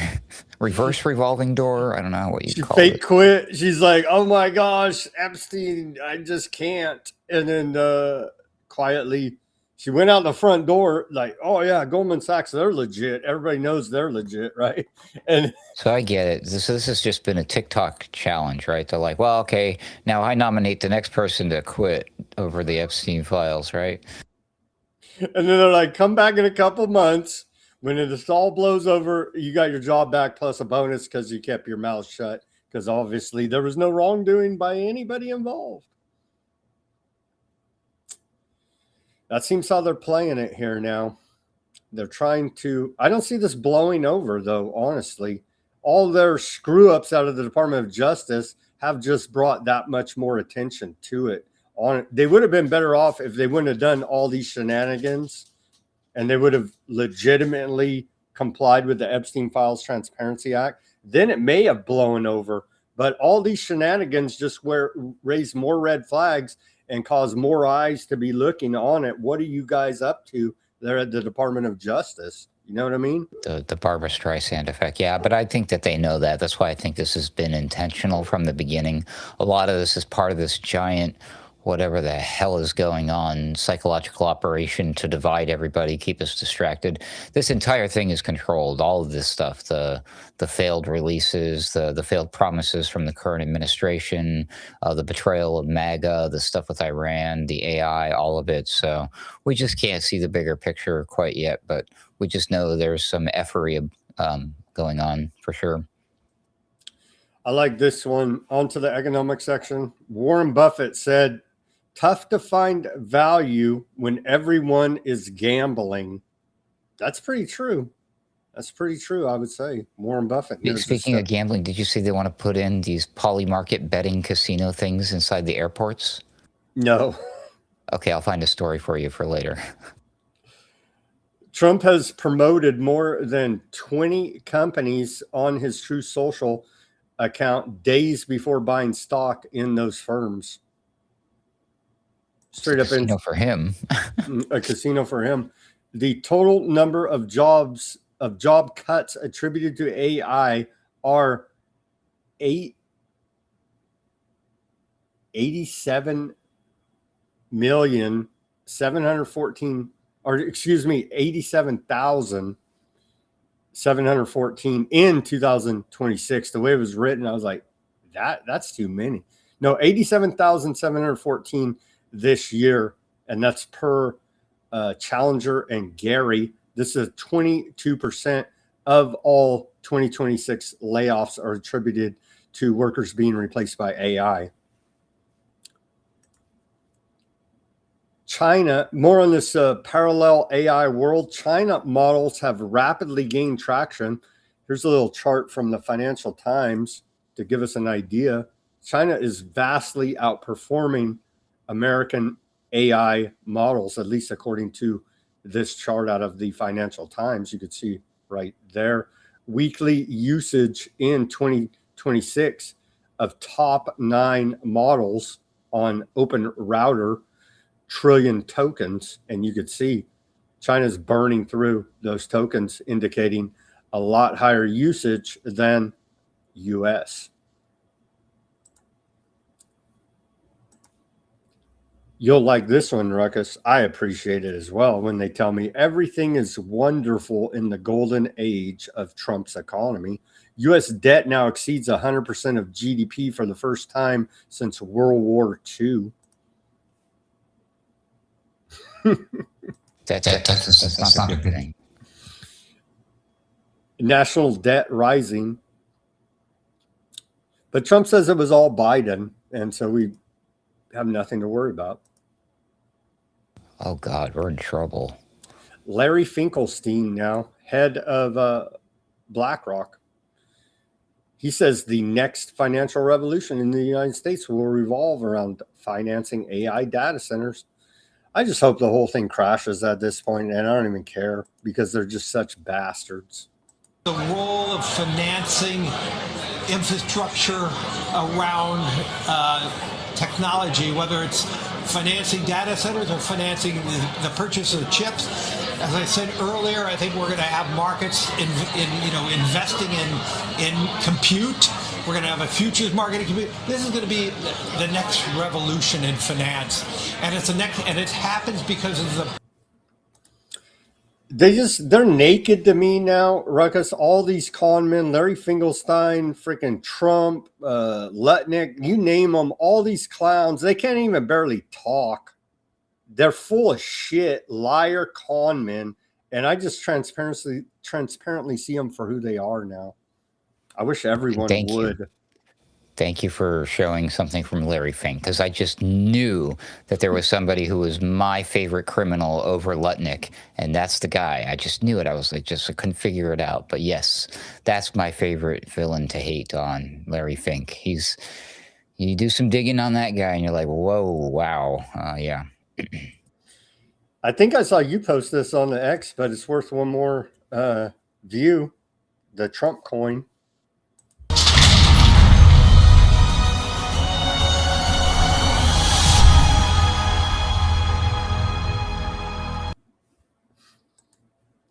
They launched that yesterday.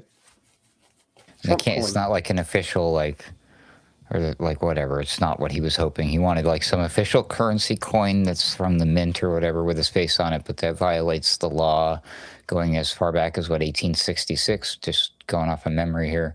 They can't have a living president on the coinage, on the money. But yeah, so he's calling it like it's a collectible, like he does everything, right? So it's the same as the Trump Bible, the Trump meme coin, but now you got a Trump coin. So ridiculous. How much does it cost? I bet you it's more than just $1 or whatever, but it will have a face value. It won't have a face value of $1 because it's not a real dollar coin or anything, right? Whatever. Stupid. It's another con job by Trump. And he'll probably... the despotic leaders love to do this kind of stuff throughout history, right? And the emperors did this. These are signs of a sick society. This is not good that we're doing that. Well, we're not doing it, but that he's doing that. The carnival games on the White House lawn with the UFC fighting. This is just more degeneracy. Patriot games it's terrible as well, coming to Washington, D.C. Like literally out of Hunger Games. How you want to talk about something that's not sustainable? How long have societies and governments throughout history who act this way survived? How long were they able to keep this up? They weren't. It's not sustainable. Any of this megalomania and just never-ending lying. It's transparency, lying to everybody's face, and you have to be just delusional, paid shill, or literally insane to believe anything these lying criminals say at this point. Well, we're still unsure what the side effects are of the miracles, Sam. So, Fed's Logan, inflation does not appear to be holding sustainably back at 2% on its own. I'm sorry. That's a headline out of Unusual Whales. It's just like 2% inflation. Okay. That's allegedly where the benchmark the Federal Reserve aims for is 2% inflation. We're at like freaking 30-40% at the grocery store and in every other consumable item here now because of the increase in the transportation costs. The average U.S. 30-year fixed mortgage rate has hit 6.55%, according to Bloomberg. Trump media, you'll like this one, Ruckus. Trump media to sell faster access to President Trump's Truth Social posts, which will let traders and investors pay for real-time feed of Truth Social posts. He's literally saying, I'm rigging the markets as president by what I say, and I'm selling you inside access Wall Street. And we're just supposed to say, oh, that's wonderful, America, wave your flag. It's like, no, this is a criminal piece of garbage, gaming the entire system, and this is freaking illegal. What he's doing, arrest his ass, Todd Blanche, Mr. Law and Order, Department of Justice. Damn, man. It's just in our face at this point, Ruckus. Over the top, in our face corruption. He's getting more creative about the ways, all the excuses he's giving them to impeach them, right? This is insane. Yeah, this is a little bit, I mean, like, we talk about some stuff on this program that's in your face and on the nose, but this is really over the top. That's wild, man. Truth Social will sell Wall Street quicker access to posts. Come on, man. Get the F out of here. Like, seriously.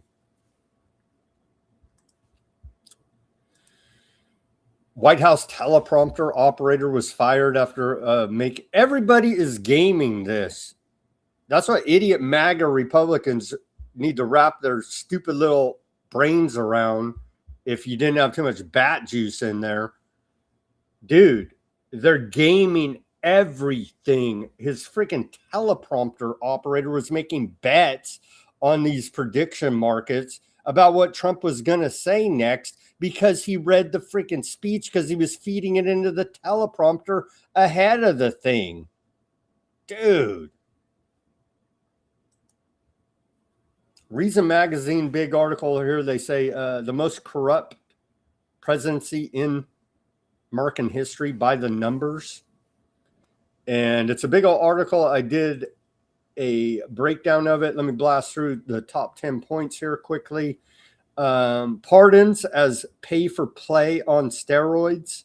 Trump's second term pardons commutations have allegedly erased over $2 billion in fines and restitutions.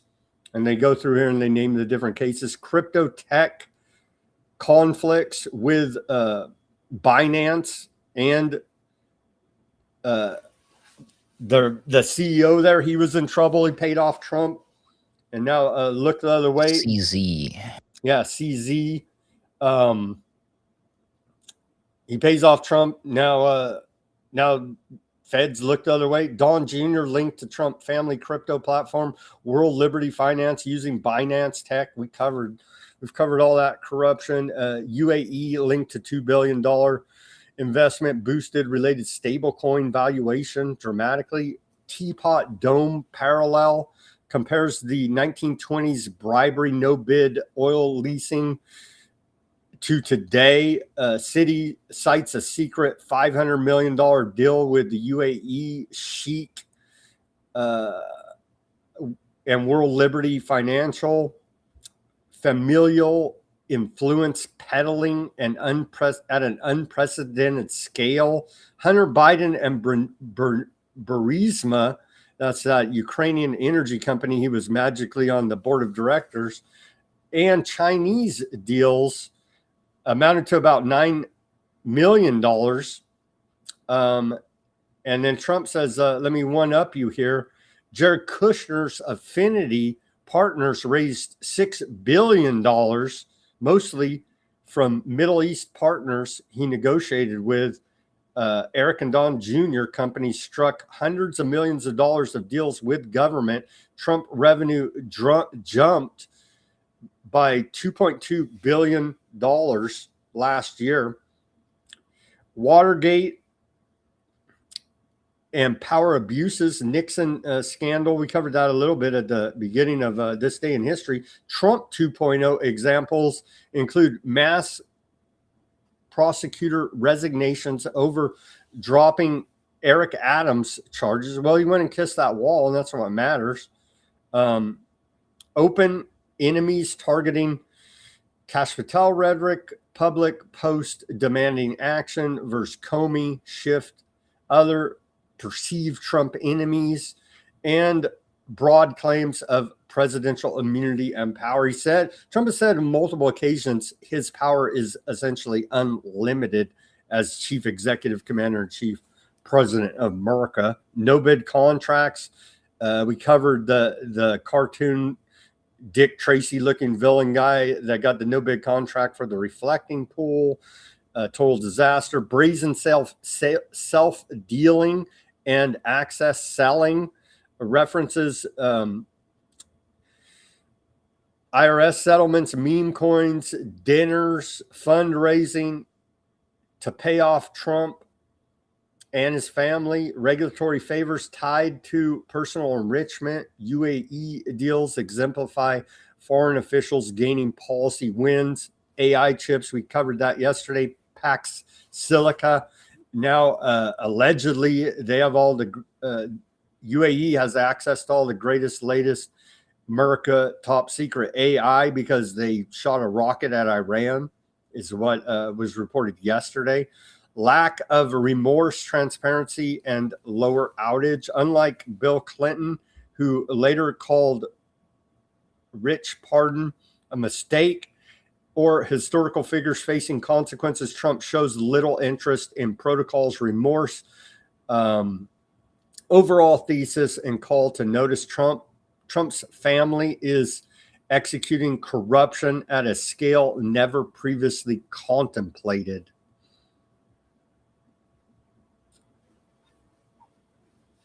What do we? What do you? That's just the summary. I gotta. And that's check out just the this whole summary. article. All the details I'll post, or you can go to Reason Magazine. The most corrupt presidency in American history by the numbers is the title. I'll post the link at Weaponized News Substack for all. They brought the receipts. They brought all the receipts there. It's all well documented. At least we're paying less for gas, Ruckus. We're edging near the $4 mark. We may be there tomorrow. AAA national average for the price of a gallon of gasoline is now up to $3.94. That's up a cool 5 cents from yesterday. And so a steady trend upward here now at 10 cents from the beginning of the week. And so we're looking to break that $4 threshold. Here it is, your AAA national average for the price of a gallon of gasoline right there. I'm sure if these, all signs indicate we're going to blow past that $4 threshold.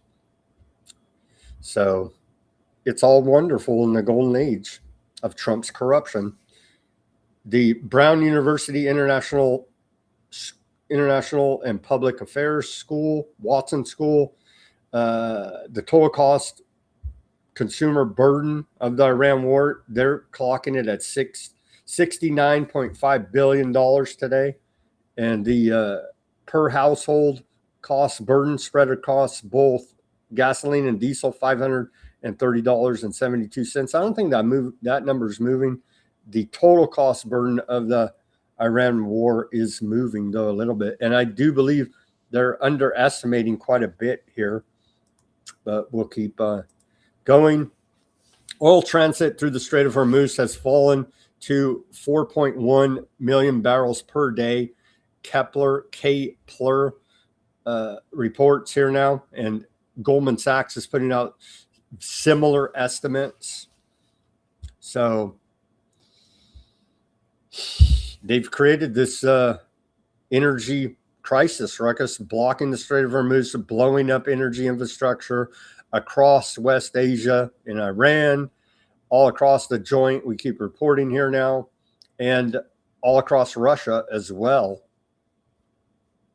Yeah, didn't we have a sort of a similar problem with back in the miracle time where the supply chain was getting messed around with? Things were not working so smoothly, let's just say. And next thing you know, people are fighting over toilet paper. It was for safety from bats. And so everything had to be locked down. No, I'm talking about, remember also, okay, yeah, of course there's that. But there's the thing got stuck in the Suez Canal, remember? Was it the Suez Canal? Yeah. Yeah. I remember that. Yeah, I'm not tripping. No. Yeah, no, there were, and that was just one. There was a number of things that happened that totally effed up the supply chain process. But part of it was the lockdowns and the shutdowns and people having to stay home. But yeah, this sort of stuff, I mean, but what we learned, the reason I bring this up is that these things are kind of like tsunamis. We're still waiting for the actual effect to hit us from like when all of this started. How many days are we on now? 130, like 138. Yeah. They've been doing something, I think, and I think we talked about this. They've been doing something to buffer us from the they've been draining oil out of our strategic reserve here in America. Right, but whatever they've been doing, they're not going to be able to keep doing it for much longer, and it's going to hit us like bam, like it's going to feel like it came out of like, oh, where did this come from? And then like Trump will come out like, well, remember I told you we're going to be some pain. It's like whatever, like anyways. But I'm being a pessimist, I know. Everything's going to be fine. International shipping firms shun U.S.-controlled Hormuz corridor over failure to protect vessels. International shipping companies are avoiding crossing the Strait of Hormuz because both Iran and America are standing there with guns pointed at them.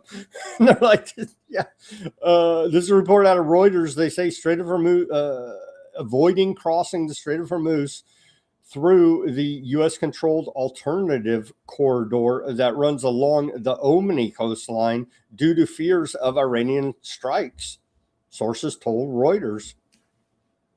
Both, again, America and Iran are sitting there at different blockade points at the strait with their guns saying, do what we say or we shoot you in the face. And these international shippers are like, bro, we're out.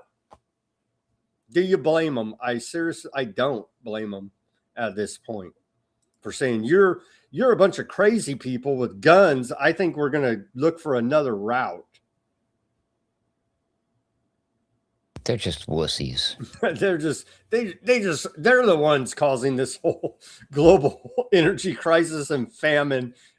Freaking pussies. It's not good. Like you say, Ruckus, the global supply chain is extremely sophisticated.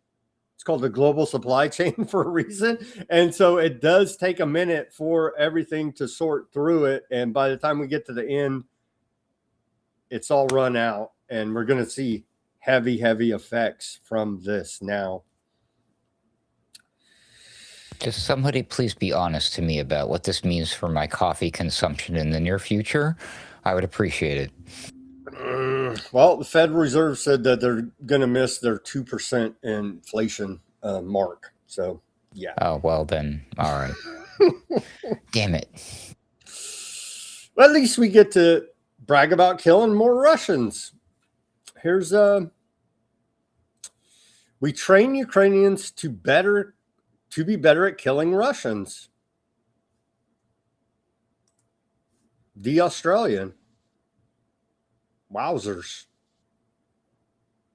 ADF troops warn of key shortages.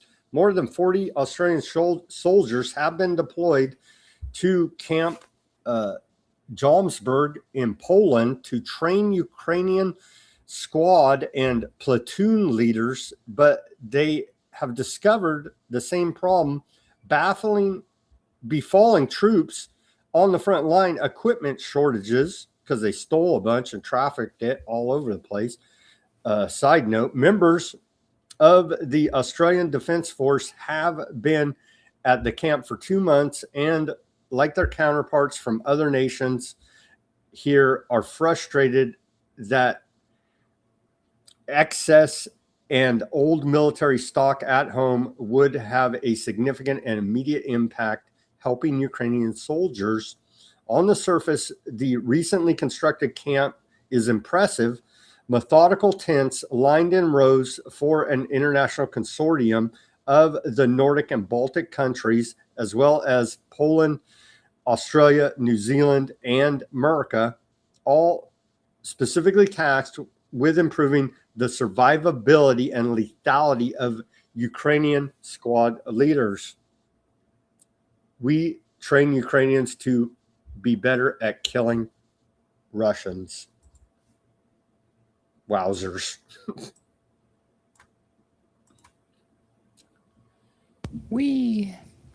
Foreign Minister out of Russia, Lavrov, says that the West's 500 years of dominance are over.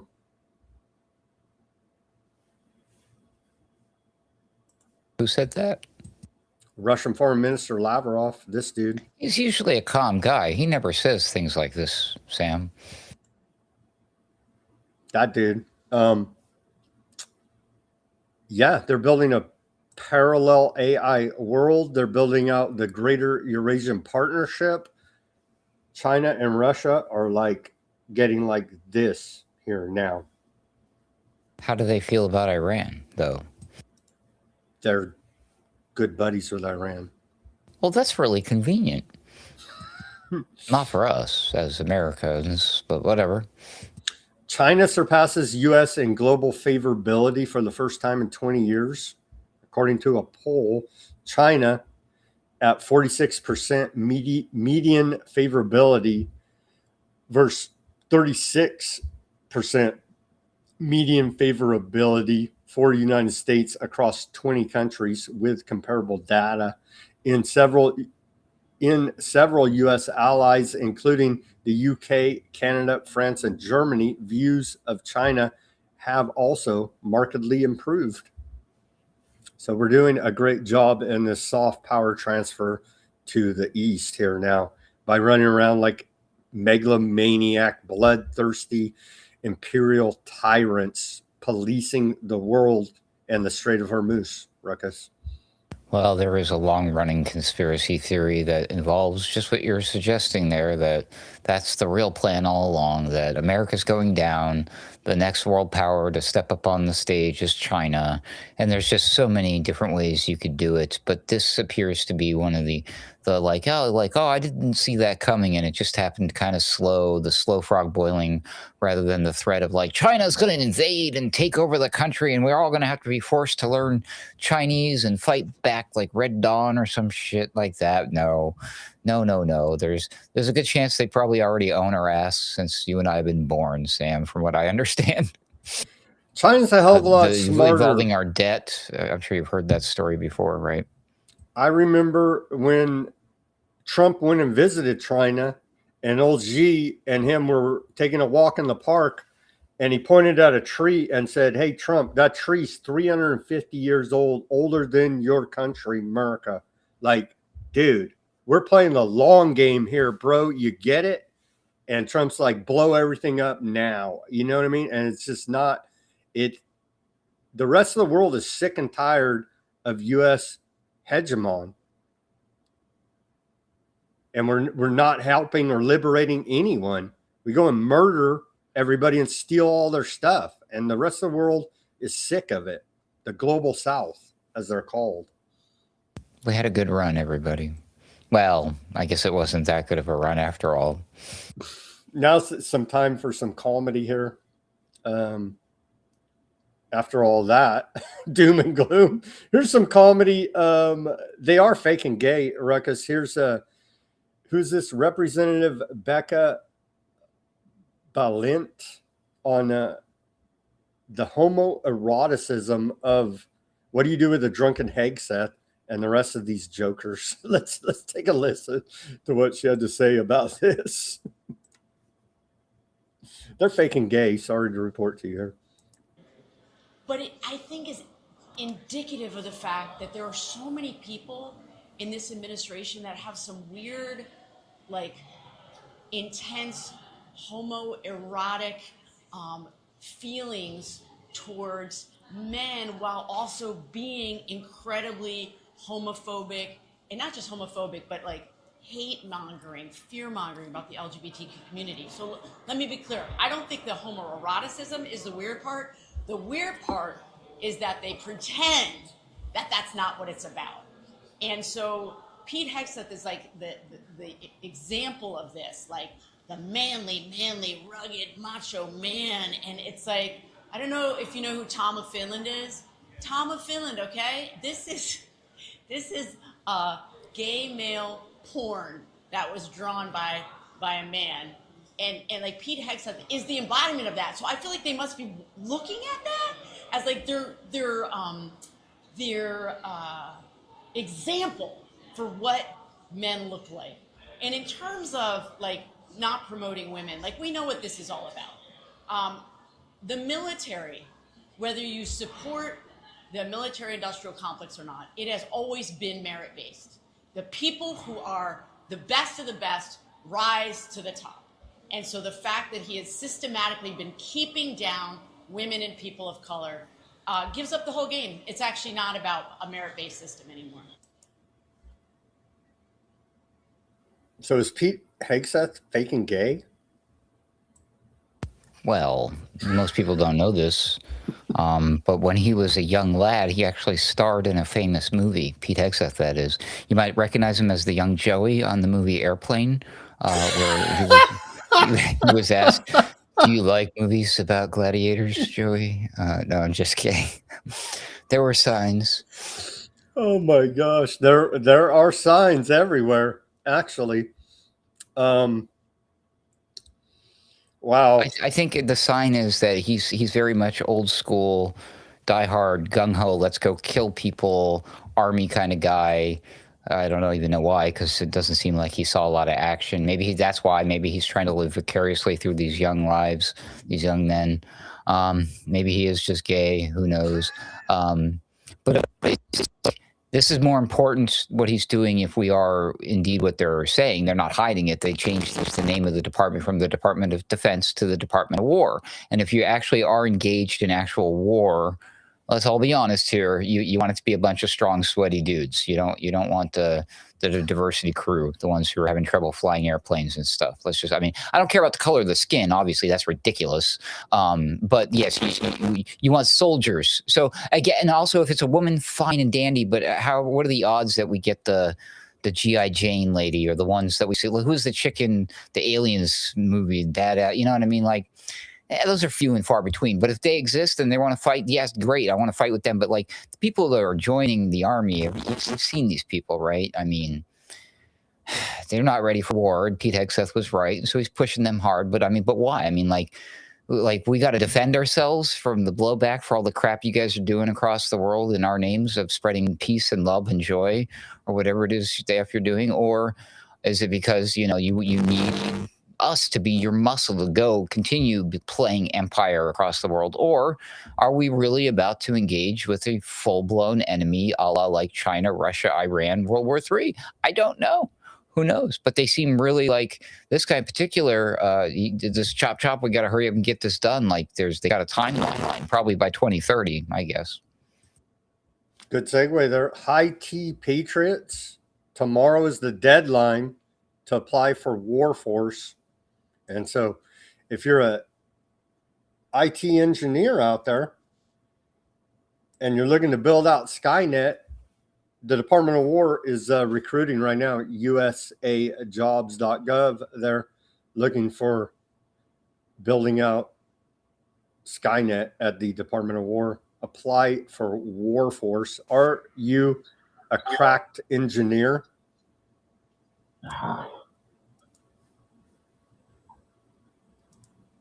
Is that enticing you at all, Ruckus, to join I the have Warforce? no idea what you said earlier because I missed it because my microphone stopped. I went mute. I didn't hear anything. Sorry. High T Patriots tomorrow is the deadline for applying for Warforce. Can we interest you as a computer engineer to sign up for Warforce?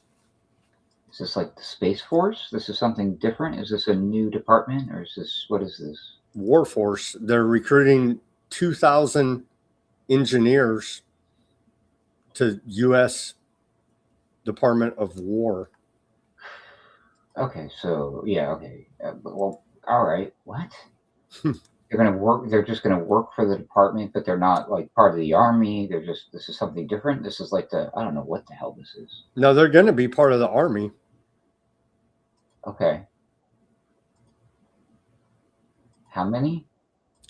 Duties, the specific duties assigned to forward deployment engineer may be different by hiring agency. For example, coordinates with cross-functional teams to integrate software technologies into secure, scalable, and interoperable solutions, leads efforts to modernize CI/CD pipelines, integrate automated test frameworks, and improve infrastructure as code implementers, continuously researches and evaluates emerging technologies, frameworks, and methodologies that improve delivery efficiency and product quality, aligns project outcomes with agency-wide IT strategies, digital modernization goals, and mission priorities, recommends and implements innovative tools, methodologies, and frameworks to improve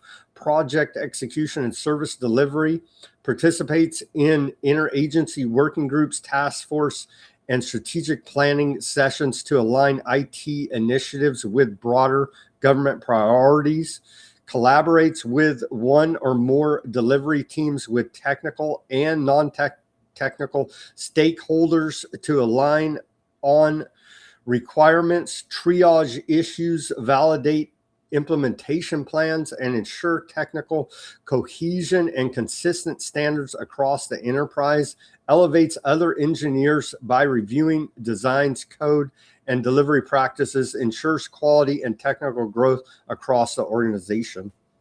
So that's some of the duties listed here on this job application to recruit. They're looking for 2,000 computer engineers to go ahead and be part of Warforce at the Department of War. Yep, now this makes perfect sense, and we've seen this before, because Skynet won't be building itself. We will be building it for them, and then they will, enforce us with the Skynet thing. Yay! Yeah, that's all that jargon is. It's for setting the military infrastructure. This is the end game right here. So the 2,000 people that are going to be doing this, you better really sincerely do some soul searching or something. I don't know. This is not good. I wonder if they would do like, you know what they used to do back in the day, Sam? Like when the pharaohs and the emperors would have them, the little slave worker class build some magnificent thing. When they were done, they would murder them all and then bury them at the base of the thing with the emperor or the pharaoh. Just saying, So careful out there, y'all. That's what all tyrannical regimes do, is the radicals that bring them power, they whack them once they're in power because they realize they're radicals. And that same thing is going to happen to these people. Yeah, same routine all throughout history. And why would it end? It won't, because they're going to see them as a threat. Because they have access to the codes and the secrets. Look at we have mysteriously disappearing nuclear and UFO technology scientists disappearing all the time. Whatever.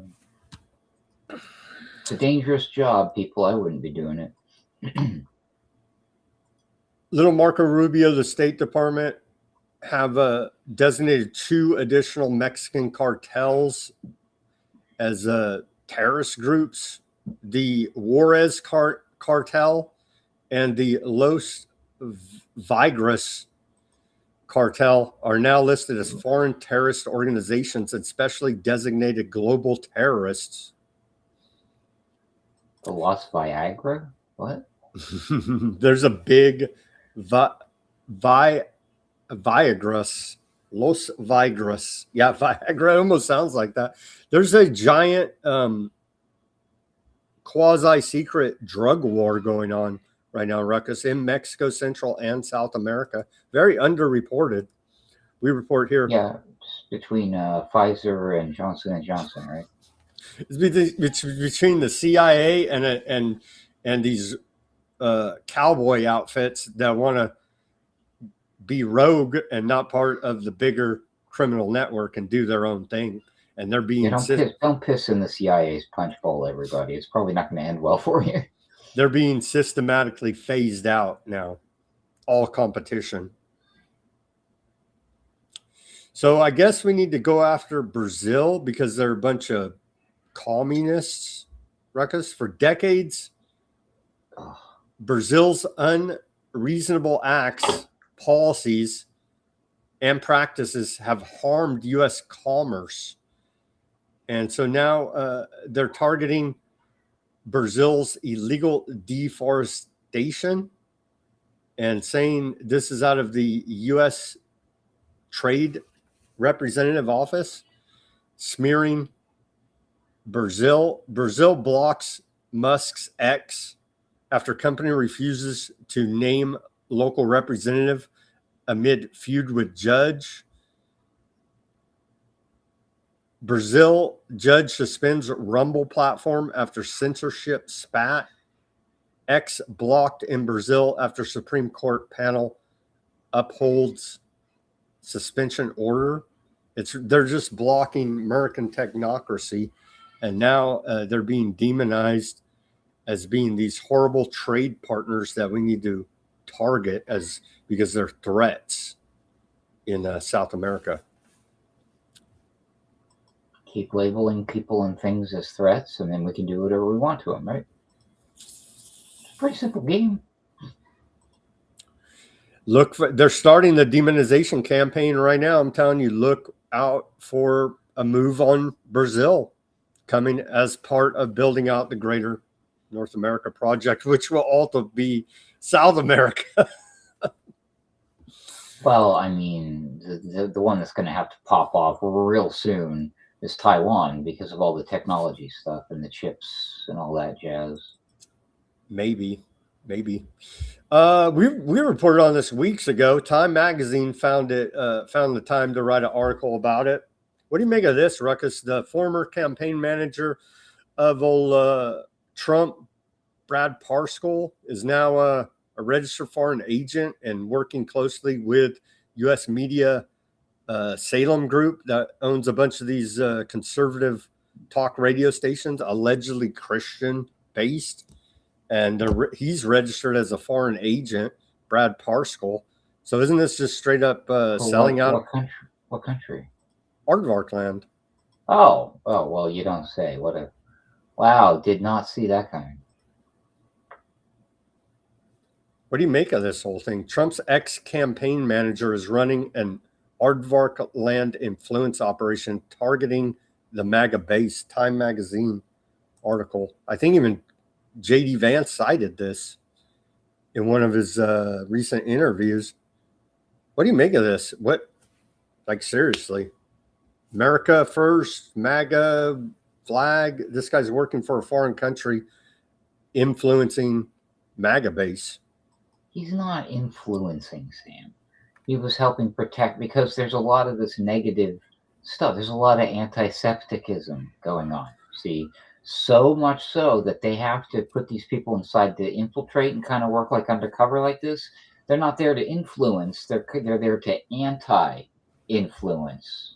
See, they're the anti-Septicism people. See, they're the Septicism buster thing. So it's okay that they con and grift people because it's for their own good. It's for the greater good, right? Because this is our greatest ally, after all, Sam. I guess I'll accept that. They put up geofencing operations around major evangelical churches to track and target churchgoers here in America with their Zionist propaganda. They keep us safe. I guess keeping our minds safe. Continuing here, they're leveling Lebanon. Lebanon National News Agency, Aardvark land occupation forces have set fire to several homes and tracts of land on the outskirts of Bin Yan or Biet Yan in southern Lebanon. And same routine every day. We report they're leveling the joint. There you can see ongoing demolition campaigns. This one, warplanes carried out strikes across Nabtitha al-Fawqa in southern Lebanon. It's literally every day here now. Big part of the MOU, the White House doesn't want to talk about, was the sticking point that Iran said, hey, Aardvark land, get out of Lebanon. They refused. As soon as the MOU was signed, they bombed the hell out of Lebanon. If anybody could remember that, literally sticking their finger right in the eye of the peace deal, essentially. Aardvark land war chief Katz tells the Pentagon that occupation forces will remain in Lebanon, Syria, and Gaza. So there you go. They're going to go about doing whatever the hell they want. And if you say anything about it, you're a bad anti-septic, Ruckus. Then I will keep my mouth shut. Aardvark land war minister Katz informed his cohort Secretary of War Hegseth here in America earlier today that Aardvark land will continue to occupy territory it has seized in Lebanon, Syria, and the Gaza Strip. Calls for withdrawal have been rejected by War Minister Katz. I'm glad they're helping in the peace effort. Our greatest ally. He's the war guy, remember? Not the peace guy. He's doing his job very well. Here's a map to give us a little bit better idea about this occupied land they've illegally stolen. You can see right here the Gaza Strip. They're gonna take it all. That's the little strip right there is where some Palestinians are. They're pushing right now as we speak them into the ocean or shoot them all in the face as they're actively bombing refugees in tents. We'll get to that. They took all of this land in Lebanon. You could see right here. They call it a security zone. And then this land in Syria as well. You can tell right there. And they're looking at taking some of this land in Jordan as well. And there's also been talks about taking some land from Egypt as well there, because their evil god 3,000 years ago promised it to Eastern Europeans named Malay, we're told, Ruckus. Was this the same person running around with a map that showed a picture of something similar to this? Called it something project for somebody? I don't know, man. It's pretty great though. Summary of aardvark land attacks in southern Lebanon. Report out of the cradle. In the past hour, let's say in the past 12 hours, this was earlier today for accuracy's sake, aardvark land takes and military vehicles conducted a sweeping operation there. Aardvark forces conducted controlled demolition, and military vehicles advanced. And here's some still images of those military actions in southern Lebanon. There's the military vehicles, and you can see they're burning the place down, literally scorched earth.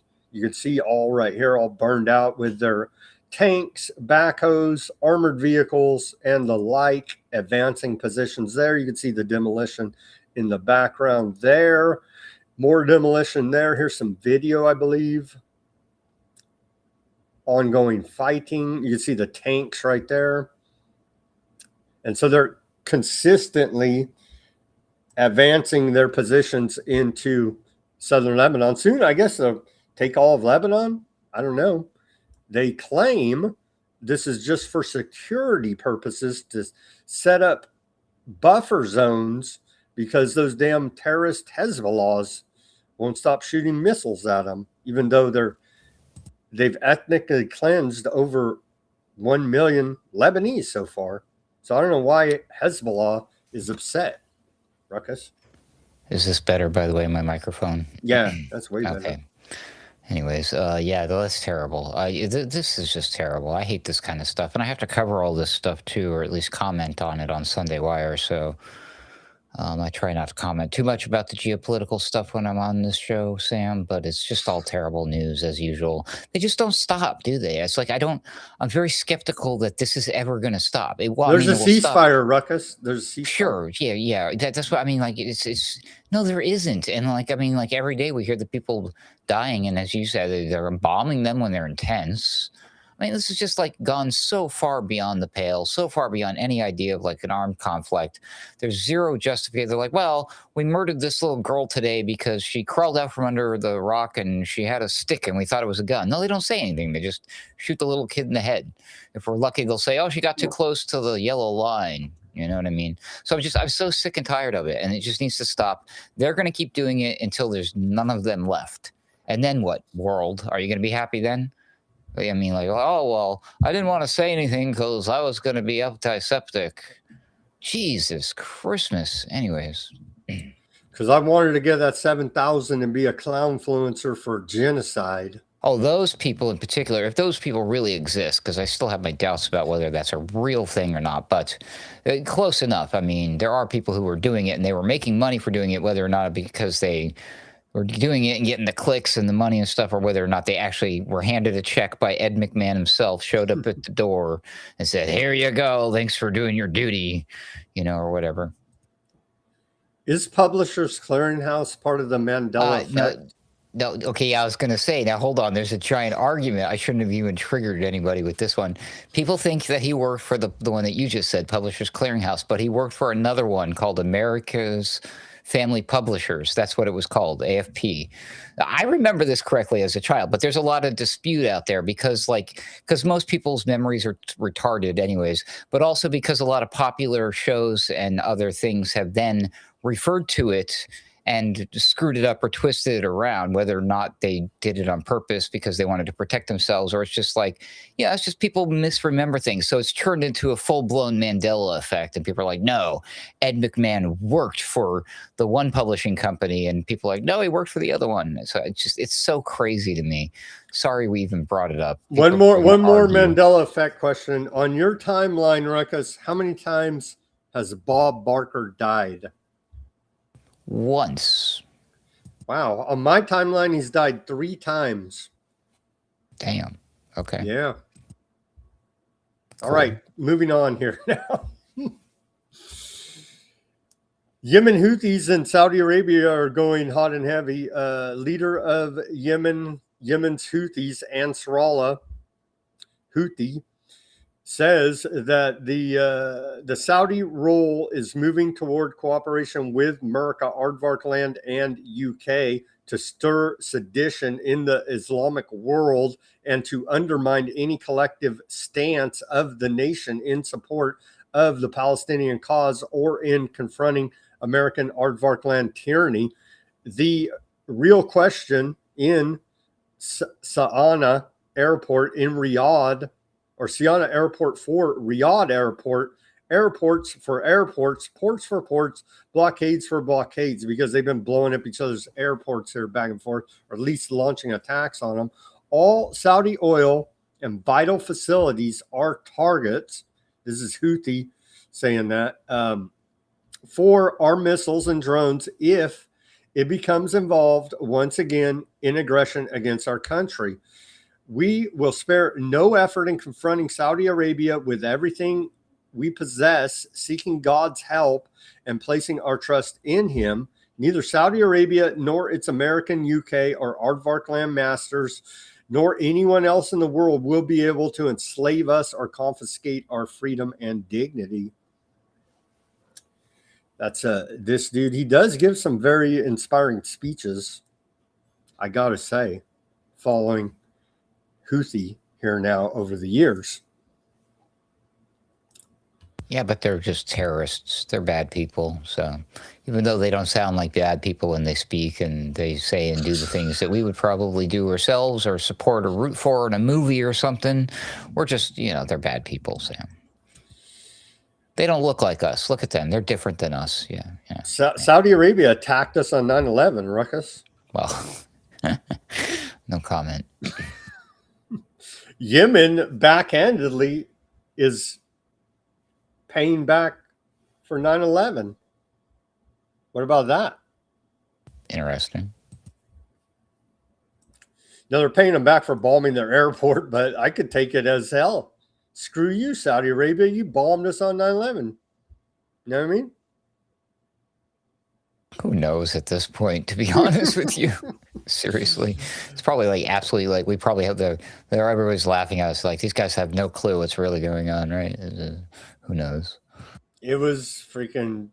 What if the whole thing really is like wrestling? I mean, seriously. I mean, if it really is, all of these people are just buddies. They're all just hanging out, smoking cigars, talking, laughing it up on Zoom calls. Like, could you imagine? I mean, it's just wild, bro. I don't know. They're still whacking the Palestinians. The genocide continues. Aardvarkland airstrikes killed at least 5 Palestinians in Gaza earlier today. Netanyahu is killing wounded women and children at the highest rate since the ceasefire began in October. There's ceasefire in Gaza and in Lebanon, we're told, but yet every day they're stacking bodies. It seems like that's what that means. Like the one side stops shooting while the other one keeps shooting. That's fair.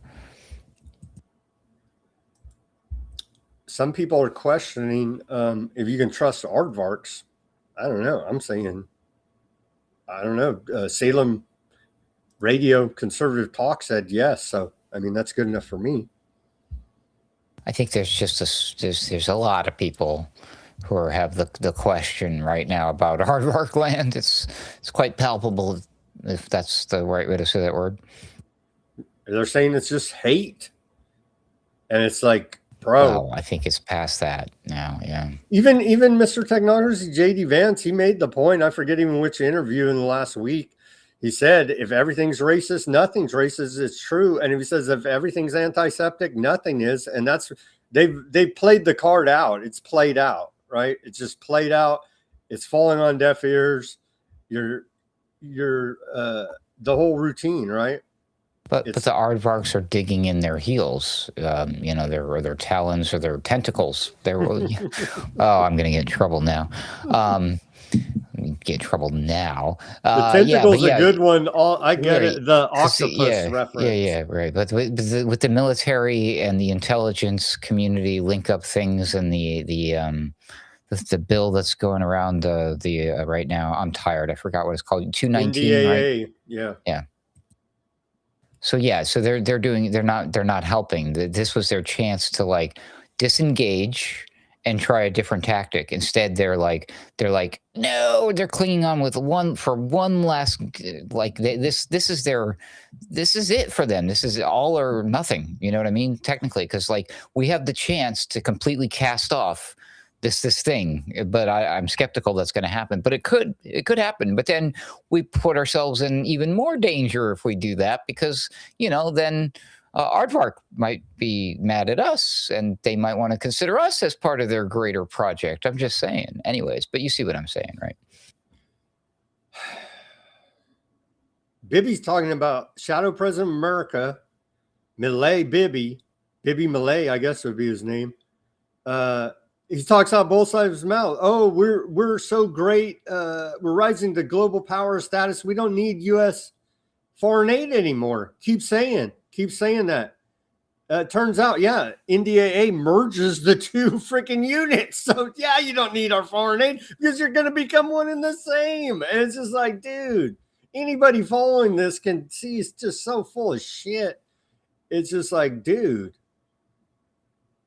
Ridiculous. Okay, final reporting here now, and we'll wrap up. Ruckus, thank you for staying with us over 2.5. We're almost at 2.5 hours. Give us a like, share, subscribe, push that notification button out there if you haven't already. Thank you, everybody, for hanging with us through this Thursday broadcast and day 138 of the Iran war. Sadly enough, the death toll continues to rise there in Gaza now. Since the ceasefire took effect, there's now been 1,127 dead Palestinians, bodies stacked up, and 3,643 injured civilians, according to the Palestinian Ministry of Health. There, Ruckus. It's literally every day. I report on it every day. I wish I didn't have to. I wish they'd stop it. Praying they'll stop it. Praying for peace. And we know they won't, because they're hell-bent on building out the greater Aardvark land project.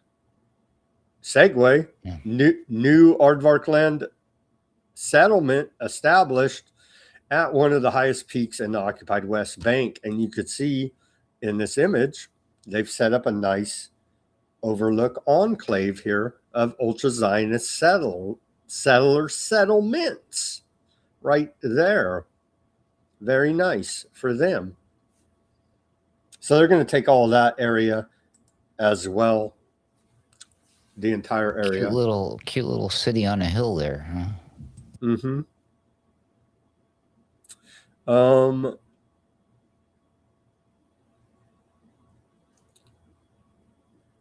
Says this. Let's see. Let me read you the whole little excerpt here.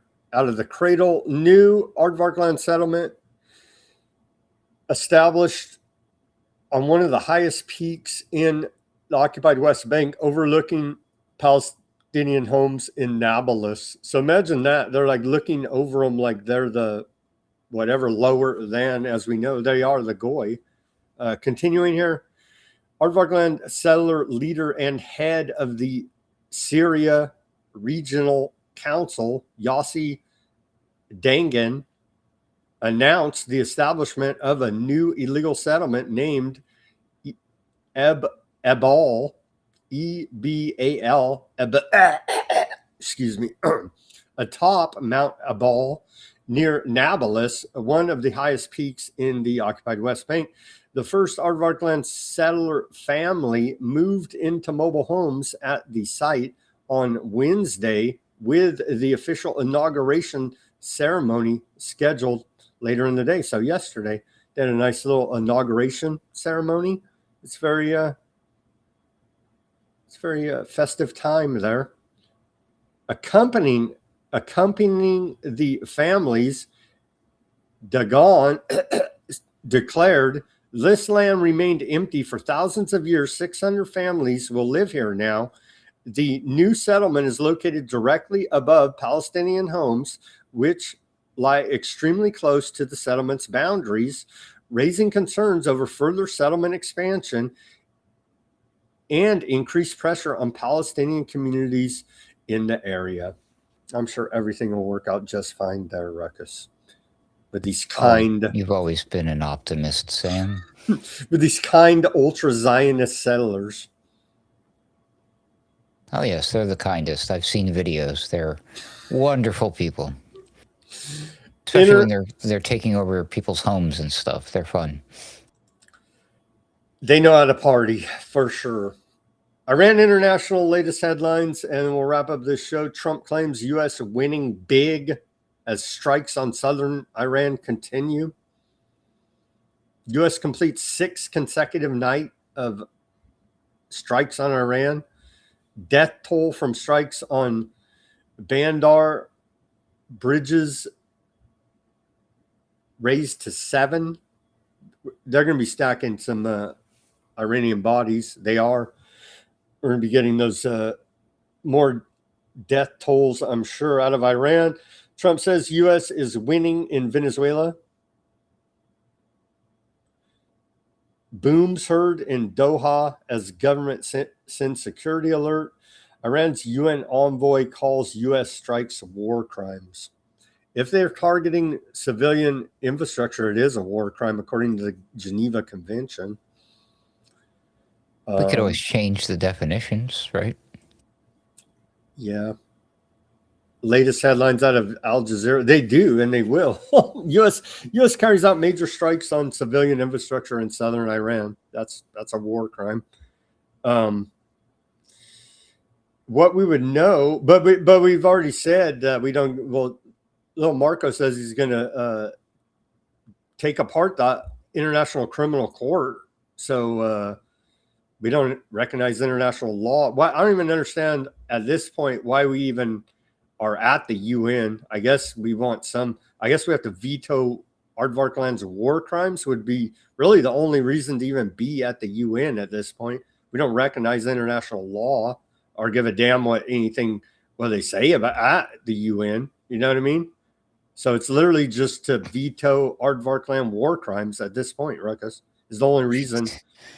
It's the only reason to even for the United States to even be part of the United Nations, because the whole rest of it, we just say F you and laugh about it, right? Honestly. I'm laughing. Dude. The thing is, though, it's like the United Nations is like back 6 years ago now, 2 weeks ago or so, right? So during the miracle times, the United Nations and the WHO and all of them, they could all F off for all we could care.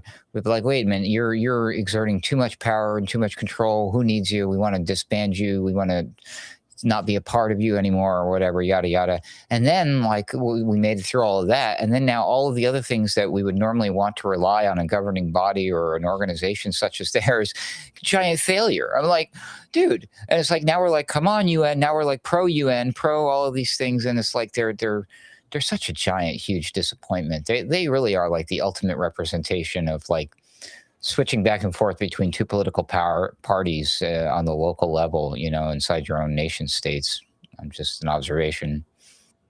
But yeah, what are they good for? When you need them for what they would like the war crimes thing. Hello, yeah, we can actually enforce and stop this. Where you at? No, sorry, bro. We're too busy doing what? What are they doing? What are they doing? I have no idea. Nothing. The people who speak up and do reports, they get sanctioned, right? Like Albanese, right? They're implementing the goals for sustainable development, Agenda 2030. They're working on that. Think of this. Iran brings war crime charges, allegations to the UN, says, look, America, you guys, killed a bunch of civilians, those schoolgirls, for instance, or whatever. We're killing them right now. Pick an incident. You targeted the civilian infrastructure, the water salination plant, some other type of, public infrastructure, electricity, whatever, all kind of different stuff, railways, bridges, all this stuff. And they list all this and they say, UN, look, these are war crimes according to all our documents, everybody signed here that we said we agreed to, all this, that, right? And then US is on the Security Council and they just veto it and laugh. And it goes nowhere. What is the point? What is the point? Someone was wondering why there wasn't an uproar about any war crimes when Iran struck energy infrastructure. Well, if they did, then they would have to remind everybody that war crimes are a thing and then be guilty of it themselves and get called out for it when they do it. So that's why they don't say or do anything about it. It's like, yeah, they don't care because they do it themselves. Both sides, as you say all the time, Sam, right? Both sides.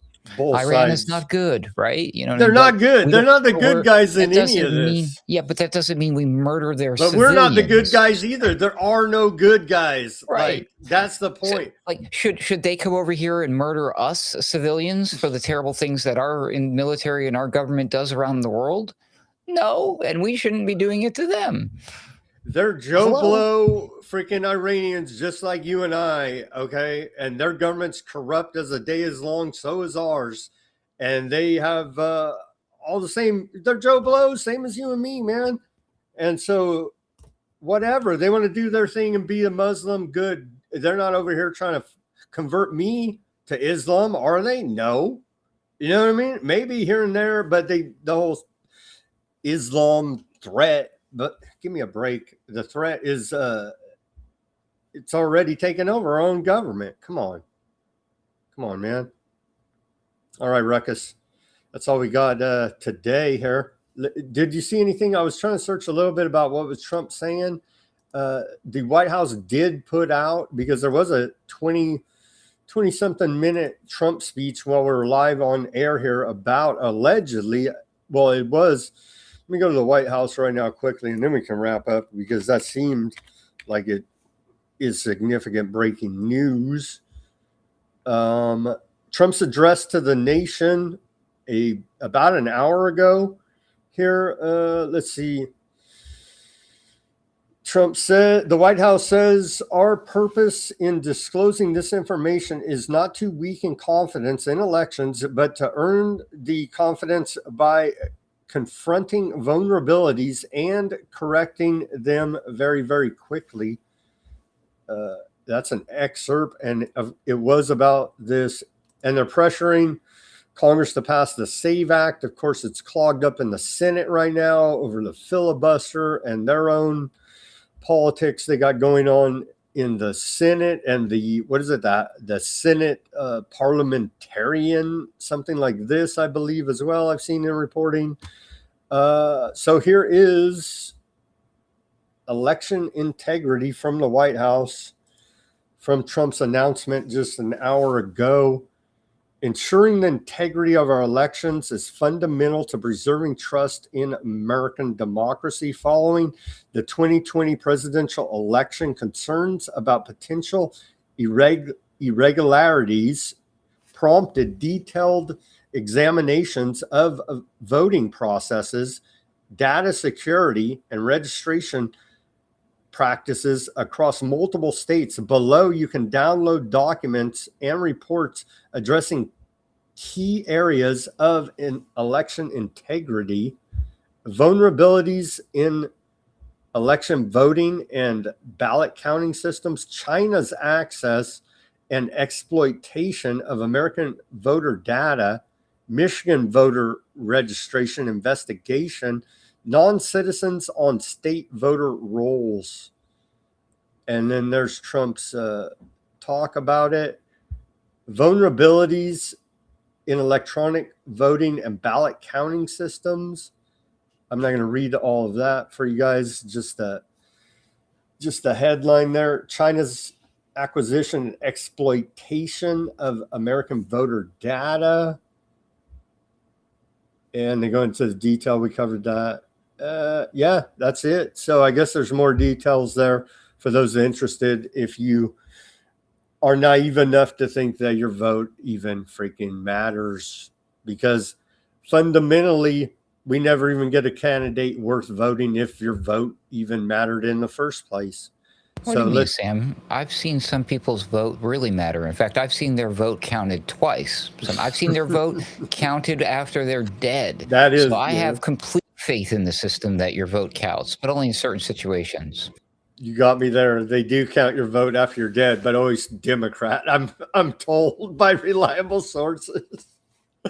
Oh man. All right. Yeah. I don't know. Have fun with your election conspiracies. Whatever. Like I said, we will never get a candidate even worth voting for from either of the two major political parties in this country, Democrat or Republican. I'm sad to say here now, right? Because it always goes down to like a third party miracle candidate's going to show up and change everything, right? We've seen that movie, Ruggles, and it never seems to play out, but they always seem to take votes enough to split so the other guy gets in. Just saying. Always seems to work out that way, but election integrity. All right, friends. Any final words, Ruckus, before we wrap up this Thursday? Don't put it like that. Final words. What do you mean now? Final thoughts. No, are you going to run through the comments, though? Yeah, I'll go over to those. But I guess I'll do this real quick because people were asking, so you'll see it as you're scrolling through, so you don't have to cover it. People were talking about and mentioning my appearance on the Jimmy Dore show this week. Yes, that happened. So you're famous now. Yeah, I'm practically famous now, as if being on. You're going to be higher on the government kill list than me, dude. Yay! I know. That's all it's worth. Any is just like the cool points, like how far on the list am I? Who gets droned first? Well, now it's me over Sam Chaney, but you'll have your chance again. Because, it's always a fighting chance. But yeah, people were asking where they can see that. Of course, you can go to their YouTube or their Rumble channel. But the ones that I was on, they cut it. There's 4 of them so that you know which ones they are. It's these ones, the Lindsey Graham, Mitch McConnell, and then there's 2 about the Tyler Robinson case right here.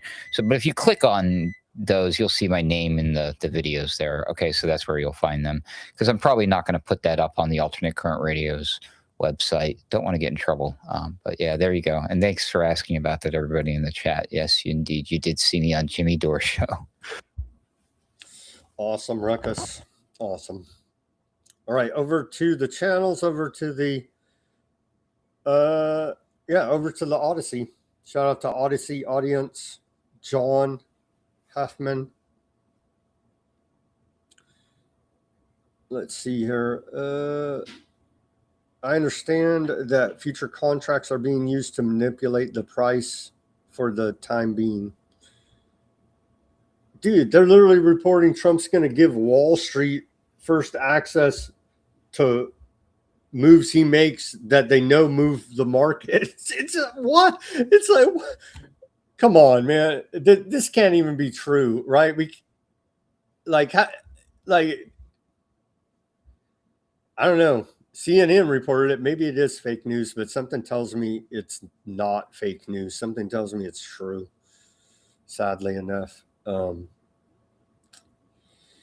Let's see. For your information, Brazil has a very large and powerful army. It is no pushover, John says. They're starting the demonization campaign right now against Brazil. Crazy people run. Does that coffee? Does coffee come from Brazil, or am I thinking of something else? I Colombia. think maybe some coffee comes from Brazil. Yeah. Maybe. I'm just worried about my coffee. Damn it. These crazy people are trying to take over everything for the freaking Zog. You know what I mean? And Brazil is the only major South American country, not publicly. They probably are privately, but publicly they're not big fans of the genociders. You know what I mean? So they want to make them public fans of it. What does John say? In so many ways, America has become aardvarkized. We have taken on vulgar materialism, their callousness toward humans and all living things, their beast-like sexual perversions, and indeed an obsession with all things sexual. Wow, yeah, they've corrupted us, right? Real freaking Babylon kind of stuff, right? Yeah. Yeah. It's real talk right there. And there's some evidence that suggests that they do that intentionally because they hate us. So they want to demoralize our society from within. Ruckus, there's also historical evidence that they do this throughout all of recorded history that we know about. I'm not going to say that. See, now you're higher up on the kill chain. Way to go. Congrats. I knew it wouldn't take long, Sam. All I do, Ruckus, is I read mainstream on this day in history, and you read that for a year, and you'll come to the same conclusion. Well, luckily I don't have to because you do it for us, and we appreciate it. Oh, man. More from John. He says, the spell seems to be broken by the video of murdered toddlers. So the folks started looking at 9/11, the Liberty, the King David Hotel bombing, and even the Talmud. That hateful collection is a slap in the face to any normie goy. Wow, John's laying down some great points. Thank you, John. Yeah, I don't know. I couldn't have put it any better. That's a pretty... Who is this John person? Is he a Fed? What's going on here? John is a longtime listener that followed over from Rockfin after I got banned from Rockfin for not charging fees, for not putting up a paywall. Oh, man. But anyway, yeah, shout out to John. Great freaking points there. All right. Thank you guys for tuning in on the Odysee channel. Thank you everybody for tuning in on X, Kick, Bitchute, Substack, Rumble, and YouTube. Okay. How bad was the chat over there? I didn't monitor it all on the YouTube. We had a flood of trolls in the beginning on YouTube, but they disappeared quickly. Probably they wanted to go see what Trumpo had to say. So there's a bunch of weird stuff in there, but lively conversation. Shout out to Fat Bob, Karen on the YouTube, or on the Rumble, excuse me. Oh, and shout out to Creative Accidents, one of my pals from the ACR groups. Let's see, Mac on the YouTube, he says the monopoly was hard on the attention span. Oh, the monotony was hard on the attention span. Let's see. Fat Bob says, I now get why they want to wipe out all mankind out, but they're enforcers who in turn will be wiped out. Oh, he's quoting this guy. Yeah, I did see that guy, CJ Björknes. I see him talk about it a little bit on the Substack. I don't know if I can get behind all of what he says, but yeah. Let's see. IRGC needs to be eliminated. Like they are like the national of W2. I don't even know what that means, but I think they were trying to say they were the nasties, if you know what I mean. The word that gets you in trouble when you use it, unless you're using it to describe Trump. I get you. Little Marco. Yeah, that's what Trump called them. I'm just using their own rhetoric. I mean, Bardo, shout out to Bardo. Phil on the Rumble. There, Rock on the Rumble. Rock says, at Sam at Ruckus, understand the world has sins, east, west, and those who claim they're great. You all have the things. Son of Canada points at stuck to their foreheads. Huh? Rock monster word of mouth. I don't know, man. Kind of, I don't get it, but okay. It's Thanks. hard to type on your phone. I get it. Thanks for the comment. Let's see. We need your current location. No reason, Karen says. Let's see. Fat Bob says, since I take at face value all things Fox News and radio, you're wrong, dude. You are choking.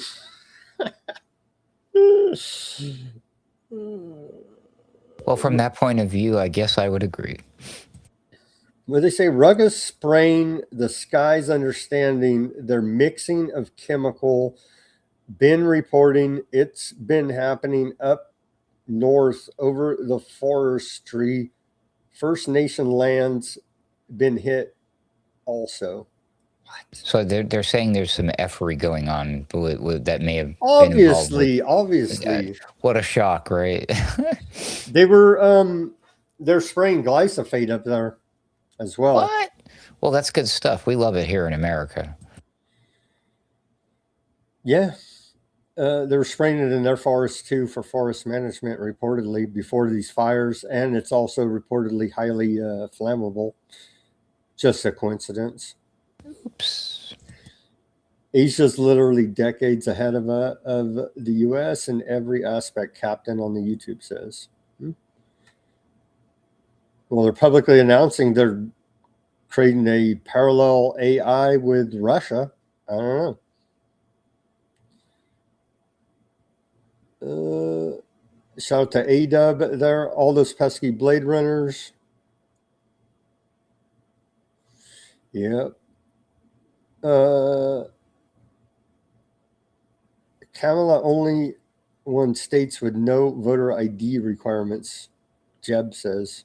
Is that true? Maybe. I don't know. What was it again? It says Kamala only won states with no voter ID requirements. I don't know if that's true or not, but like that matters because everybody by now realizes the only reason she ran was to make Trump a shoo-in. Just saying. Yeah, it was like we had no choice of candidates. And remember, Trump was losing in the polls. Like everybody's like, dude, we're done, whatever. And then the freaking Butler happened. For those that can remember, it was a miracle. It was a miracle that he lived, and then on top of that, it made him popular again. Neat. Some would say it was a miracle. Some would say it was professional wrestling, kayfabe, but I wouldn't say that. But some would. Who else is over there? Creative, better ruckus, no black square. Yeah, what's up with my glasses? There's something. Look, there it is. Yeah. Look at that. Huh. What the F is that? Is that a secret microchip finally shining through? We're seeing the real microchip in you. If I do it just there, you go. Mm-hmm. There is nothing to fear. Everything is totally okay. You're tripping me out looking at it. Oh man! Shout out to Hemp Car over there in the Rumble. Let's see. Don't you want bad water from data? Don't you need bad water from data? You better find bad water from data. Steph is a poet. He's a poet. Strategic petroleum reserves will be gone. Then a military supply is next. A-Dub says, man, they're doing a number on us, aren't they? Pamela on the Rumble, shout out, says politics is a dirty business. As far as I can tell, in retrospect, Nixon just took the fall, but he was part of criminal domestic spying ops and big fan of CIA. Yeah, I read this day in our civil liberties, and yeah, they're all criminals. I mean, straight up. There's no other way if they're violating our natural rights. And thought that was the point of all of this, for the government to uphold our natural rights. And they're going about doing the exact opposite, making them criminals. I mean, all you can do at this point is do what we do. You have to pick which one is your favorite. Pick your favorite criminal. Mine's Howard Lutnick. I like Think. Oh my gosh. Shout out to Silver on the Rumble. The annoying orange is about to cash in on his insurance policy. Iran posts list of his Mideast real estate. Will soon be rubble. That's a good point too. They insure all this stuff and they either blow it up themselves or they insure it's blowing up one way or another.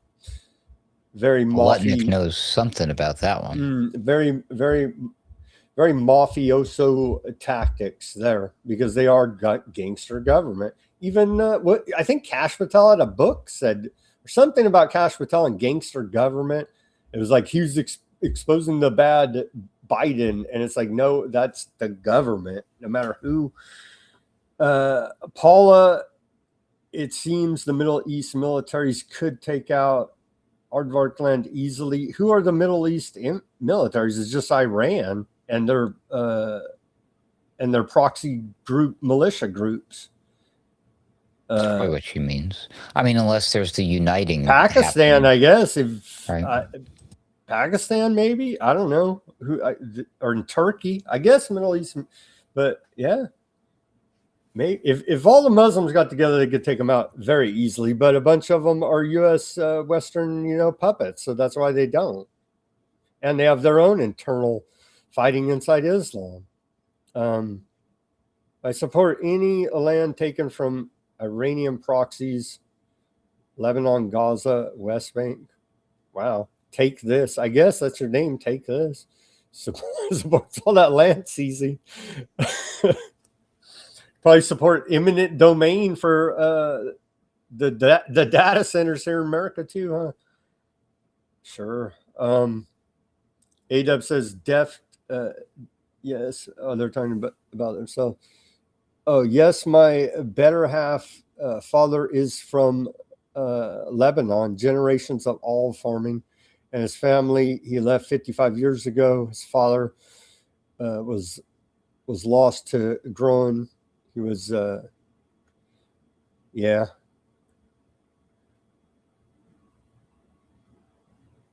Let's see, Sam and Ruckus, since you're good Christians, you pray for peace, but as a big time sinner, my prayers for Iran to turn all Aardvark occupiers to dust. You're welcome. Oh man. It's okay for Christians to pray that too, as long as you attach the you got to say, if it be your will, Lord, let such and such a thing happen. And you're covered. Then you're covered. Well, obviously they're not going to stop, right? So they're not going to stop until one side is done. I think they've made that more than clear. CB, this is one of the few times I agree with Trump. However, Trump just admitted to corruption during 2024 election by him and Musk, in which Musk hacked into voting machines. Trump wouldn't lie to us. We cannot allow the federal government to have control over who can vote. They will purge the voter rolls and whoever they don't want to vote. The Trump administration makes America great world leader.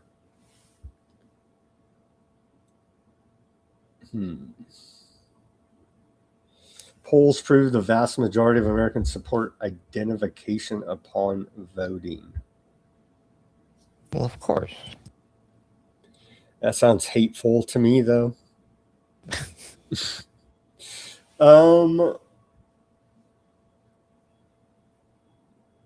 Trump has been a good president after all. Wow. Over half the population are lying thieves. Lovely says, trying to listen to shortwave radio chatter to learn about what the mainstream news media is hiding from the public. That's like 80s style, but that's a great idea. Maybe. What The are they? truckers too. Don't they chat amongst themselves? They know what's up, right? What are they? Truckers too. Don't they chat amongst themselves? They know what's up, right? You're dating the war way too recent. Date it back to 1979. Sure. Well, I mean, that's for as long as Iran's been trying to build a nuclear bomb, Sam. Come on now. I know. Let's see. Missy says, LOL, Trump is convicted civil sex abuser and pedo protector. And any so-called evangelical Christian that votes for him will end up broke and in hell. Well, I can't argue there. I don't know. That's pretty harsh words, Misty, but yeah, it's just all so ridiculous. Dude, he's going to give inside access to front running the financial markets. I mean, come on, man. How do I sign up for that, by the way? You got to be a big Wall Street bank, I suppose. Okay, I have a new goal in life. Just be a big Wall Street bank, and you too can get insider knowledge from the president to front run financial markets. Goals, friends. All right. Thank you for staying with us. 3 hours here now, Ruckus. We appreciate it on this Thursday edition of Weaponized News. We can say Pamela's prayer, and I like to pray for peace. I wish they would stop pulling the triggers all over in all of these conflicts. It only seems to be escalating here now, and innocent people are getting killed, not just soldiers, a lot of civilians that are just Joe Blows like you and I across the world here now are getting whacked as well. And it's all quite horrific because that can be you and I and our families as well. And so we don't want any part of that. That's why I pray for peace. As always, everybody do your own research, peace, love, and freedom, speak out and take action. Have a great rest of your Thursday evening, and we'll be back here on Friday for more Weaponized News. Ruckus, do you have Boiler Room tomorrow? Pretty sure, yes. I'm 99% sure. Tell me tomorrow, and we'll promote it right after Weaponized News. Check out Ruckus and Boiler Room crew, hopefully. And with that, let's pray for peace, everybody. Have a great rest of your evening.